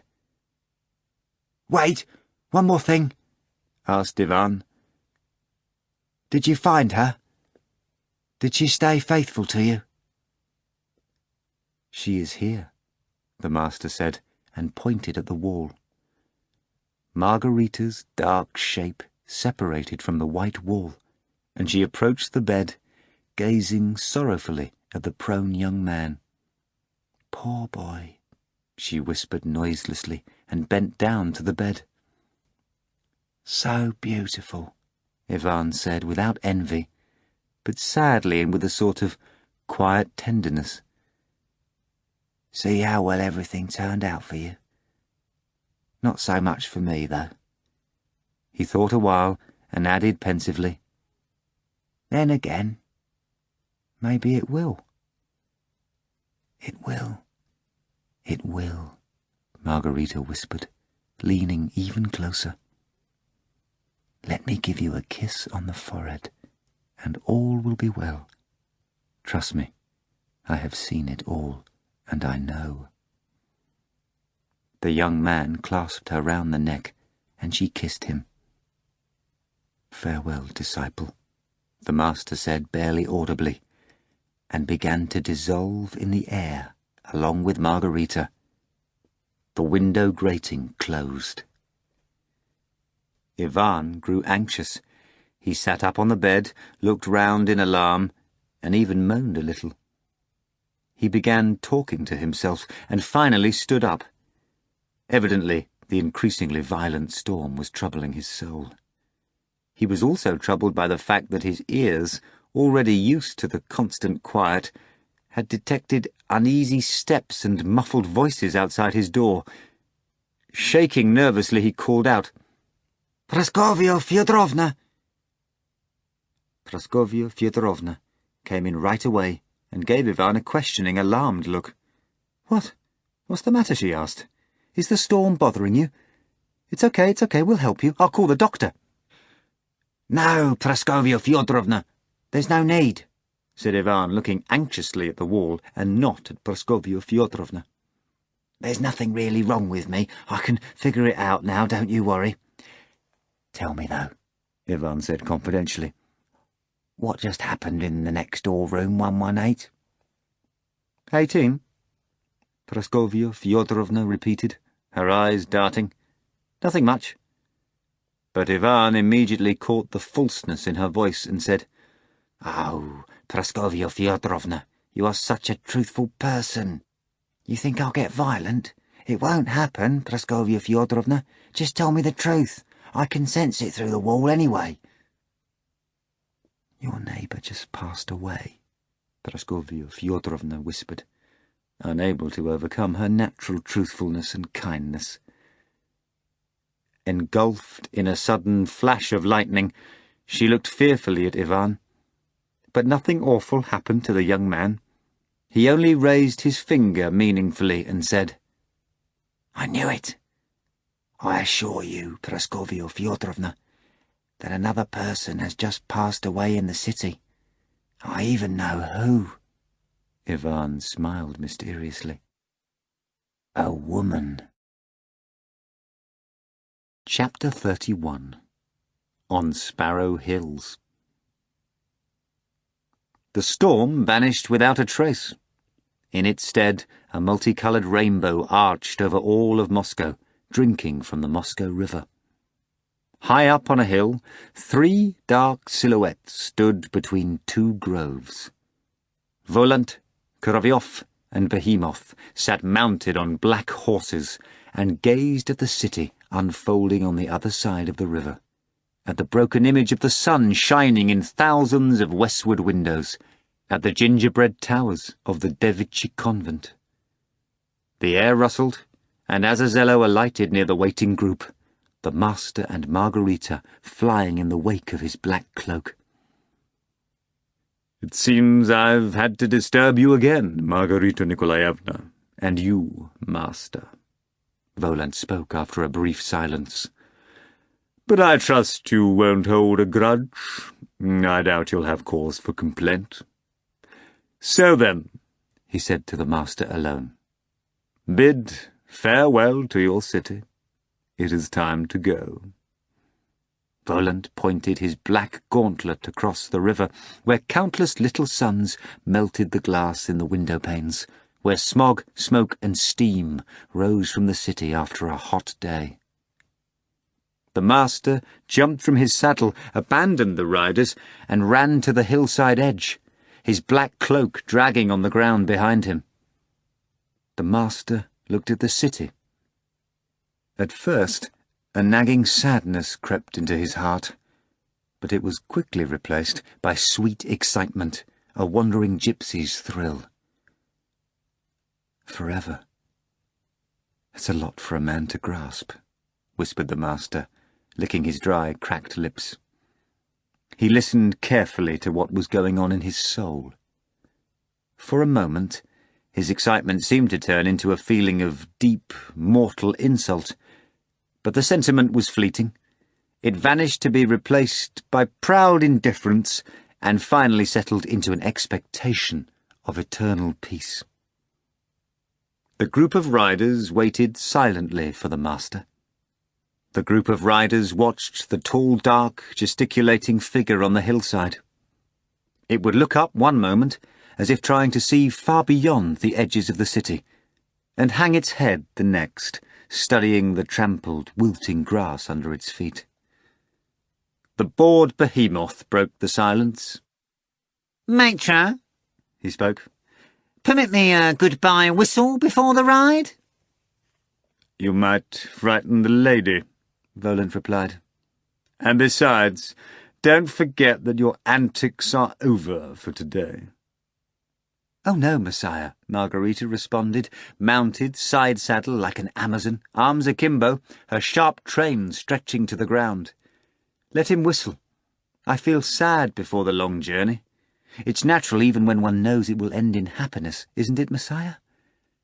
Let him make us laugh, or else I fear there'll be tears and everything will be ruined before the journey." Volant nodded to Behemoth, who livened up immensely and hopped out of his saddle. He placed his fingers in his mouth, puffed up his cheeks, and whistled. Margarita's ears rang, and her horse reared in alarm. Dry twigs rained from the trees in the grove, and flocks of crows and sparrows rose in the air. A column of dust started off towards the river, and they could see that several passengers on a river taxi going past a nearby dock had lost their hats. Behemoth looked round proudly. "Oh, it was a whistle, I suppose," Korofioff remarked condescendingly. "A whistle, sure enough, but if one were to speak objectively, it was a very mediocre whistle." "Well, I'm no choir master," Behemoth replied, puffing up with dignity, and winked suddenly at Margarita. "Why don't I try one for old time's sake?" Korofioff said, rubbing his hands and blowing on his fingers. "All right, but watch it," came Volant's stern voice from his horse. "None of your injurious stunts." "Trust me, Messiah," Korofioff replied, placing his hand on his heart. "Just fun, pure fun." He stretched out, as if made of rubber, and fashioned a complex shape from the fingers of his right hand. Coiling up like a spring, he suddenly unwound in a whistle. Margarita did not hear the whistle, but she certainly felt it as she and her fiery steed were thrown some 20 yards to the side. An oak tree nearby was torn out of the earth, and cracks ran along the ground all the way to the riverbank. A huge portion of the riverbank, containing a dock and a restaurant, collapsed into the river.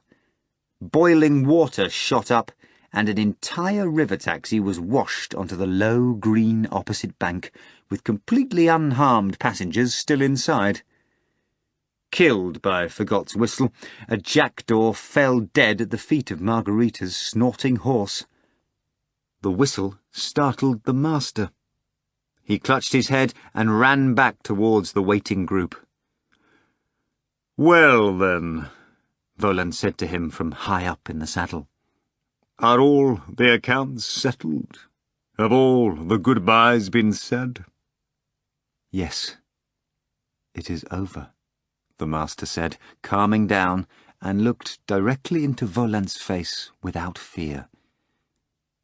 And then Volant's terrible, trumpet-like voice rolled over the hills.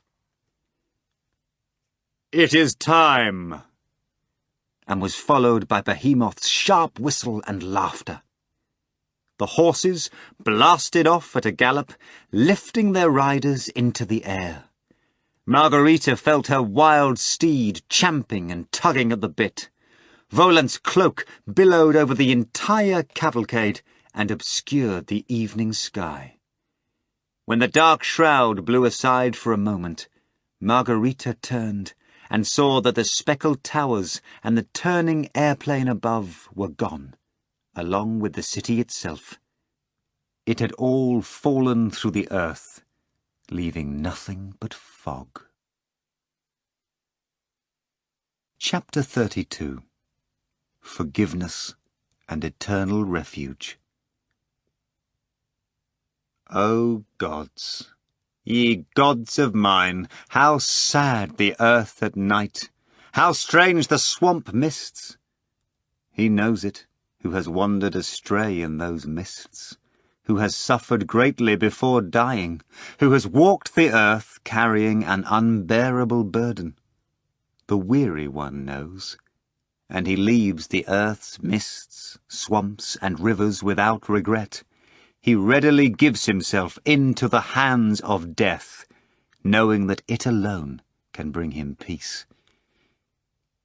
Even the magical black horses grew tired and carried their riders slowly, the inescapable night closing on their heels. Feeling it approach, even the tireless behemoth grew quiet and rode silently and seriously, clutching the saddle with his claws, his tail ruffled in the wind. The night pulled a dark shawl over the woods and the meadows. The night lit up dismal little lights somewhere far below, alien lights that were no longer of any use or consequence to Margarita or the Master. The night overtook the cavalcade, raining white specks of stars on the mournful sky above. The night grew dense as it flew alongside, tearing the riders' cloaks from their shoulders and exposing deceptions. Whenever Margarita opened her eyes as she rode in the cool breeze, she saw all the riders' appearances change as they headed towards their destination. And when a full, crimson moon rose above the woods ahead, all the disguises disappeared. The frail, magical garments plunged into the swamps below and drowned in the mists. Few would have now recognized Korofiov Fagot, self-appointed interpreter for a mysterious consultant who needed none, in the man who was riding directly beside Volant on Margarita's right. In place of the one who left Sparrow Hills in tattered clown's garb, bearing the name of Korofiov Fagot, a knight in dark violet armour now rode silently, the gold chain of his bridle clinking softly, his face eternally grim and unsmiling. He rested his chin on his chest and was immersed in thought, gazing neither at the moon above nor at the ground below as he flew next to Volant. "Why has he changed so?" Margarita asked quietly of Volant as the wind whistled by. "This night once made an ill-timed joke," Volant replied, turning his silently burning eye towards Margarita.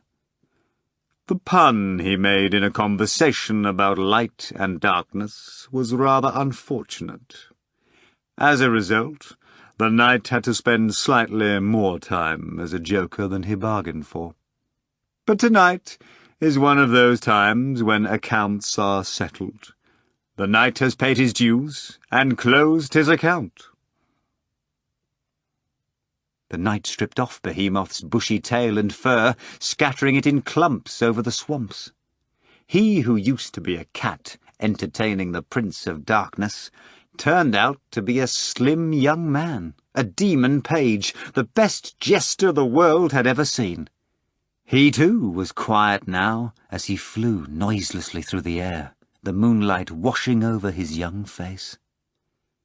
Azazello was flying to the side of everyone else in glittering steel armour. The moon had changed his face as well. The ugly, awkward fang disappeared, and the wall-eye turned out to be false. Both his eyes were now alike, empty and black, his face cold and white. Azazello flew on in his true form as the demon of the waterless desert, the killer demon. Margarita could not see herself, but she could clearly see the Master change. His hair turned white in the moonlight and gathered in a braid behind his back, flowing in the wind. When the wind blew the Master's cloak away from his feet, Margarita could see the stars of his spurs twinkling on his jackboots. Just like the young demon page, the Master rode without taking his eyes off the moon. He smiled at it, like at a dear old friend, and muttered to himself, from a habit acquired in room number 118. And finally, Volant too flew in his true appearance. Margarita could not say what his bridle was made of. To her it looked like a string of moonlight, the horse itself a lump of darkness, its mane a storm cloud, the rider's spurs white stars. Thus they flew in silence for a long time, until the land below began to change. The gloomy forests sank into the darkness, drawing along the dimly glittering blades of rivers. Large, gleaming boulders appeared below, forming crevices where the moonlight could not reach. Volant reined in his horse on a joyless stone plateau, and the riders moved on at a walk, listening to the flints and rocks crunch under the horses' feet. The moon flooded the ground with bright green light. Further ahead, in the deserted surroundings, Margarita soon noticed a chair and the white shape of a man sitting in it. The man appeared deaf, or at least very deep in thought. He did not hear the rocky ground shake under the heavy horses, and the riders approached without disturbing him. The moon helped Margarita see, providing better illumination than any electric light. She witnessed the seemingly blind man rub his hands together briskly and peer at the moon with his unseeing eyes. Now she could also make out an enormous, dark, sharp-eared dog lying at the foot of the heavy stone chair that sparkled in the moonlight. Like his master, the dog was staring anxiously at the moon. Pieces of a broken wine jug lay at the feet of the sitting man amid a never-drying puddle of dark red liquid. The riders stopped their horses. "Your novel has been read," Volant spoke, turning to the master, "with the only comment being that, unfortunately, it is not finished. And so, I wanted to show you your hero.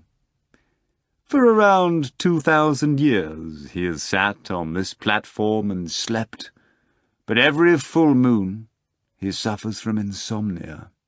It afflicts both him and his faithful guardian, the dog. If cowardice is the worst of sins, then it seems the dog is not guilty of it. The only thing the brave hound feared was the storm. Well, he who loves must share the fate of the one he loves." "What is he saying?" Margarita asked, her perfectly calm face clouding with compassion. "He is saying the same thing over and over," Volant's voice said, "that even by the moonlight he has no peace, and that he has an unpleasant duty. He says this whenever he is awake, but when he is asleep he dreams of one thing alone, a path made of moonlight. He wants to walk on it and talk to the prisoner Hanotsri. He insists that he was not able to finish his conversation with him on that day long ago, the 14th day of the spring month of Nisan. But alas, he cannot walk on that road for some reason, and no one ever comes, and so he is forced to talk to himself. For variety's sake, he sometimes adds that most of all he despises his own immortality and his unbelievable fame. He says he would gladly trade his life for that of the tattered vagrant Matthew Levi." 12,000 moons for one moon long ago, isn't that a little much? Asked Margarita. "Is the story with Frida about to repeat itself?" said Volant. "Don't trouble yourself with this, Margarita. All will be as it should, for that is how the world is built." "Let him go!" Margarita suddenly cried in a piercing voice, like she cried when she was a witch. Her cry dislodged a rock somewhere in the mountains, and it went crashing down into the abyss below, filling the mountains with thunder. But Margarita could not tell whether the roaring noise was the rumbling of the rock or a bout of infernal laughter. For Volant was laughing as he looked at Margarita, and then said, "Do not shout in the mountains. He is used to avalanches, and you will not disturb him. You need not plead for him, Margarita, for the one he so wishes to talk to already has." Volant turned to the master and said, "Well then, you may conclude your novel with a single phrase." The master seemed to be waiting for this as he stood motionlessly, gazing at the sitting procurator. He cupped his hands to his mouth and shouted, sending an echo scattering over the deserted, treeless slopes. "You are free! Free! He awaits you!" The mountains turned the Master's voice to thunder, and the self-same thunder tore them down. The accursed rocky walls collapsed, leaving only the platform with the stone chair. In the black abyss that remained, a vast, ancient city lit up, with golden idols overlooking a garden lush with many thousands of moons' worth of growth. The long-awaited path, made of moonlight, came down into the garden, and the sharp-eared dog was the first to run along it. The man in the white cape with blood-red lining rose from his chair and shouted something in a hoarse, torn voice. It was impossible to make out what he was saying, and whether he was laughing or crying. They could only see him run speedily up the shining path after his faithful guardian. "Am I to follow him?" the Master asked anxiously, touching his reins. "No," Volant replied. "Why chase that which is over?" "Back there, then?" asked the Master, turning and pointing behind him to the hazy image of a recently abandoned city, with gingerbread monastery towers with fragmented sunlight in the window panes. "Also, no," Volant said, and his dense voice poured over the cliffs. "Romantic Master, he who your hero so longs to see, the hero you invented and have just freed, has read your novel." Volant turned to Margarita. "Margarita Nikolaevna, I fully believe that you try to think up the best future for the Master. But truly, the future I offer you, the future Yeshua has requested for you, is far better. Leave those two alone," Volant said, leaning from his saddle towards the Master and pointing after the departed procurator. "Let us not interfere. Perhaps they can yet agree on something." Volant waved his hand at Yerushalayim, and it disappeared. "Leave that as well," Volant pointed behind him. "What will you do in that basement?" The broken sun in the window panes extinguished. "Why all that?" Volant continued softly and persuasively. "O thrice romantic Master, would you not rather take long walks in a blooming cherry-tree alley with your friend and listen to Schubert in the evenings? Would you not rather write by candlelight with a quill pen? Like Faust, would you not rather sit over a retort in the hopes of crafting a new homunculus? That is your destination there. A house awaits you, with an aging servant. The candles are already lit, and will soon extinguish, as dawn inevitably arrives. Take this path, Master, and farewell. I must go." "Farewell!" the Master and Margarita cried together. Heeding no road, the black Volant dashed into the rocky abyss, and his entourage came crashing down after him. The rocks, the platform, the path of moonlight, Yerushalayim, none remained. The black horses vanished as well. The Master and Margarita saw the promised dawn. It began immediately after the full moon at midnight. In the first rays of morning light, the Master and his companion crossed a mossy stone bridge. The faithful lovers put the stream behind them and headed down a sandy path. "Listen to the silence," Margarita said to the Master, as the sand rustled beneath her bare feet. "Listen and enjoy that which you never had in life, silence. Look at your eternal home up ahead, your reward. I can already see the Venetian window and the twisting grapevines rising to the very roof. It is your home, your eternal home. I know that, come evening, You will be visited by those you love, those who intrigue you and who will never trouble you. They will play for you and sing for you, and you will see what a candle-lit room looks like. You will fall asleep in your dirty, eternal nightcap, and you will sleep with a smile on your face. Your sleep will strengthen you and inspire you to wise thoughts.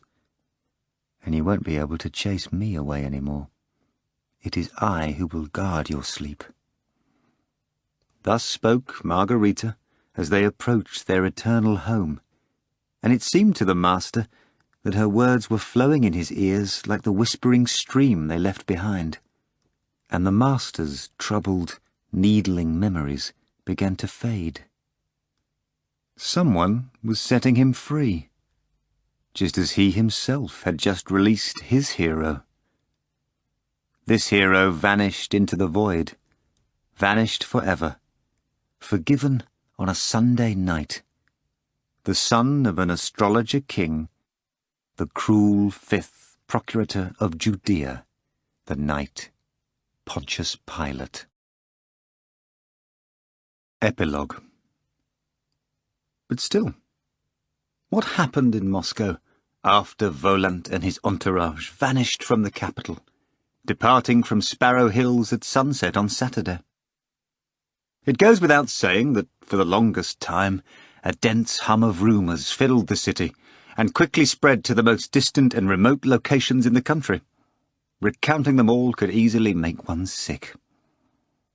Heading by train to Feodosia, the writer of these most truthful words personally heard a story about how 2,000 spectators left a Moscow theatre literally naked and went home in taxicabs in that state. Whispers of evil spirits could be heard in queues standing by the dairy stores, in trams, in stores, in apartments and kitchens, in trains both commuter and long distance, stations big and small, at cottages and on the beaches. Naturally, the more intelligent and cultured folk did not take any part in the gossiping about evil spirits that had visited the city. They would even laugh and try to talk some sense into the storytellers.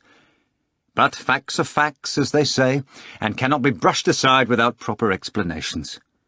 Someone had been to the capital.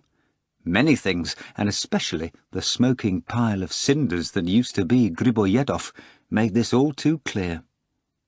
Educated people sided with the official investigation. This had been the handiwork of a gang of hypnotists and ventriloquists, extremely skilled in their art. Urgent and drastic measures were taken to bring them to justice, of course, both in Moscow and far beyond, but unfortunately produced no results. The one calling himself Volant disappeared along with all of his associates and never surfaced in Moscow again, or anywhere else for that matter. Quite naturally, there were theories that he had fled abroad, but he failed to turn up there either. The investigation dragged on for a long time. After all, the entire affair was monstrous. In addition to 4 burnt-out buildings and hundreds of psychiatric cases, there were also deaths. 2 could be named with certainty: Berlioz and the unfortunate former Baron Mikhail, employee of the bureau responsible for acquainting foreigners with Moscow's sights. Both had been murdered after all. The charred bones of the latter were discovered in apartment number 50 on Sadovaya after the fire was put out. Yes, there were victims, and the victims demanded a thorough investigation. But there were other victims as well, long after Volant had left the capital. These victims were, quite sadly, black cats. At least 100 of these gentle creatures, useful and devoted to man, were shot or otherwise exterminated in various places across the country. Some 24 cats, sometimes badly injured, were delivered to police stations in various cities. For example, in Armavir, one such innocent cat was brought to the police by some gentleman who had tied up the cat's front paws. The gentleman had ambushed the animal, just as the cat, with a sneaky look— can cats help it if they look like that? It's not because they're guilty of something, but rather because they are afraid that some stronger creature, a man or a dog, may hurt or upset them. Both are easy to do, but nothing to be proud of, let me assure you. Nothing at all. So then, the cat, with a sneaky look, was about to make off into some bushes. Pinning down the cat and tearing off his necktie to bind him, the gentleman threatened venomously. "Aha! So you've decided to show up in Armavir, Mr. Hypnotizer? Well, we're not afraid of you here. Don't pretend to be dumb. We know exactly what kind of bird you are." The gentleman led the cat to the police, dragging the poor animal along by his front paws, bound by the green necktie, and kicking him lightly from behind to make him walk on hind legs. "Stop fooling around, you!" the gentleman shouted to the hooting of neighbourhood kids. "That's not going to work. You better start walking properly like decent people do." The black cat could only roll his tortured eyes. Deprived by nature of the gift of speech, he had no way to explain himself. The poor animal owed his salvation primarily to the police, and also to his owner, a respectable old widow. As soon as the cat was brought to the police station, it was determined that the gentleman reeked strongly of alcohol, which cast immediate doubt on his testimony. Meanwhile, the little old lady found out from the neighbours that her kitty was in a cell and barely made it to the police station in time. She gave the cat a star reference, saying that she had known him for 5 years, since he was a kitten, and vouched for him as she would for her own self. She also proved that the cat had not been charged with any mischievous activity, and that he had never been to Moscow. The cat was born in Armavir. There he was raised, and there he learned to catch mice. The cat was untied and returned to his owner, having tasted the woeful consequences of error and slander. In addition to the cats, several people suffered minor inconveniences. Several arrests were made. Among the briefly detained, in Leningrad, a Mr. Volman and a Mr. Volper; in Saratov, Kiev and Kharkov, 3 Volodins; in Kazan, a Mr. Voloch; and in Penza, for reasons which remain a mystery to this day, a Mr. Vechinkievich, Doctor of Chemical Sciences. It is true, however, that he was immensely tall, dark-skinned and dark-haired. Additionally, 9 Korovins, 4 Korovkins, and 2 Karvayevs were apprehended in various locations. A certain man was tied up and removed from the Sevastopol train at Belgorod station. He had decided to entertain the other passengers with some card tricks. Another man appeared in a Yaroslav restaurant around dinner-time, carrying a primus he had just had repaired. Upon seeing him, both attendants abandoned their posts in the coat-room and fled the restaurant, followed by all the customers and the staff. In the course of all this, the day's earnings somehow went missing from the cash register. Many other things happened, too many to remember. There was great intellectual ferment. Proper credit is due, over and over, to the investigation. Everything humanly possible was done, both to apprehend the criminals and explain all that they had done. And explain it they did, and everyone had to admit that the explanations were sensible and indisputable. Consulting with expert psychiatrists, the detectives established that the gang members, or at least one of them, suspicion fell primarily on Korovyov, had mastered extraordinary hypnotic powers, giving them the ability to manifest false, displaced images of themselves while actually being located elsewhere. Moreover, they could easily suggest to anyone they came across that certain people and things were present where they were not, or, conversely, make people unable to see objects and people that were actually there.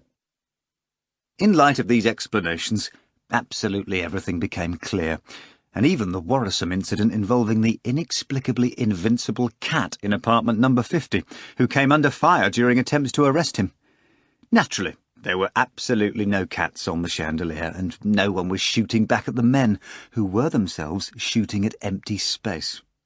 Having convinced everyone that a cat was making trouble on the chandelier, Korovyov was free to snigger behind the detectives' backs, delighting in his enormous, albeit criminally misused, powers of suggestion.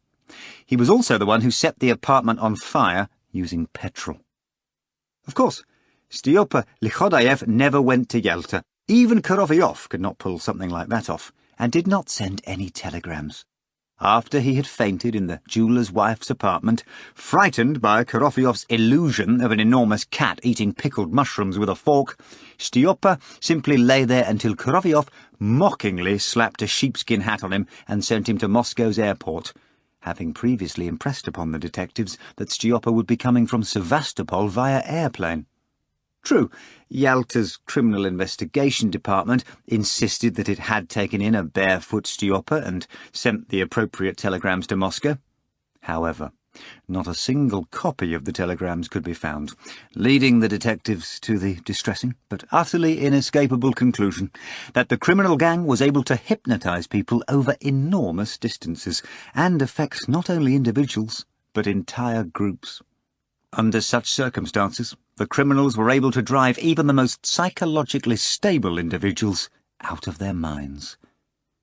What are trifles like planting a deck of cards in the audience, or making ladies' dresses disappear, or a meowing beret, or anything else of that sort?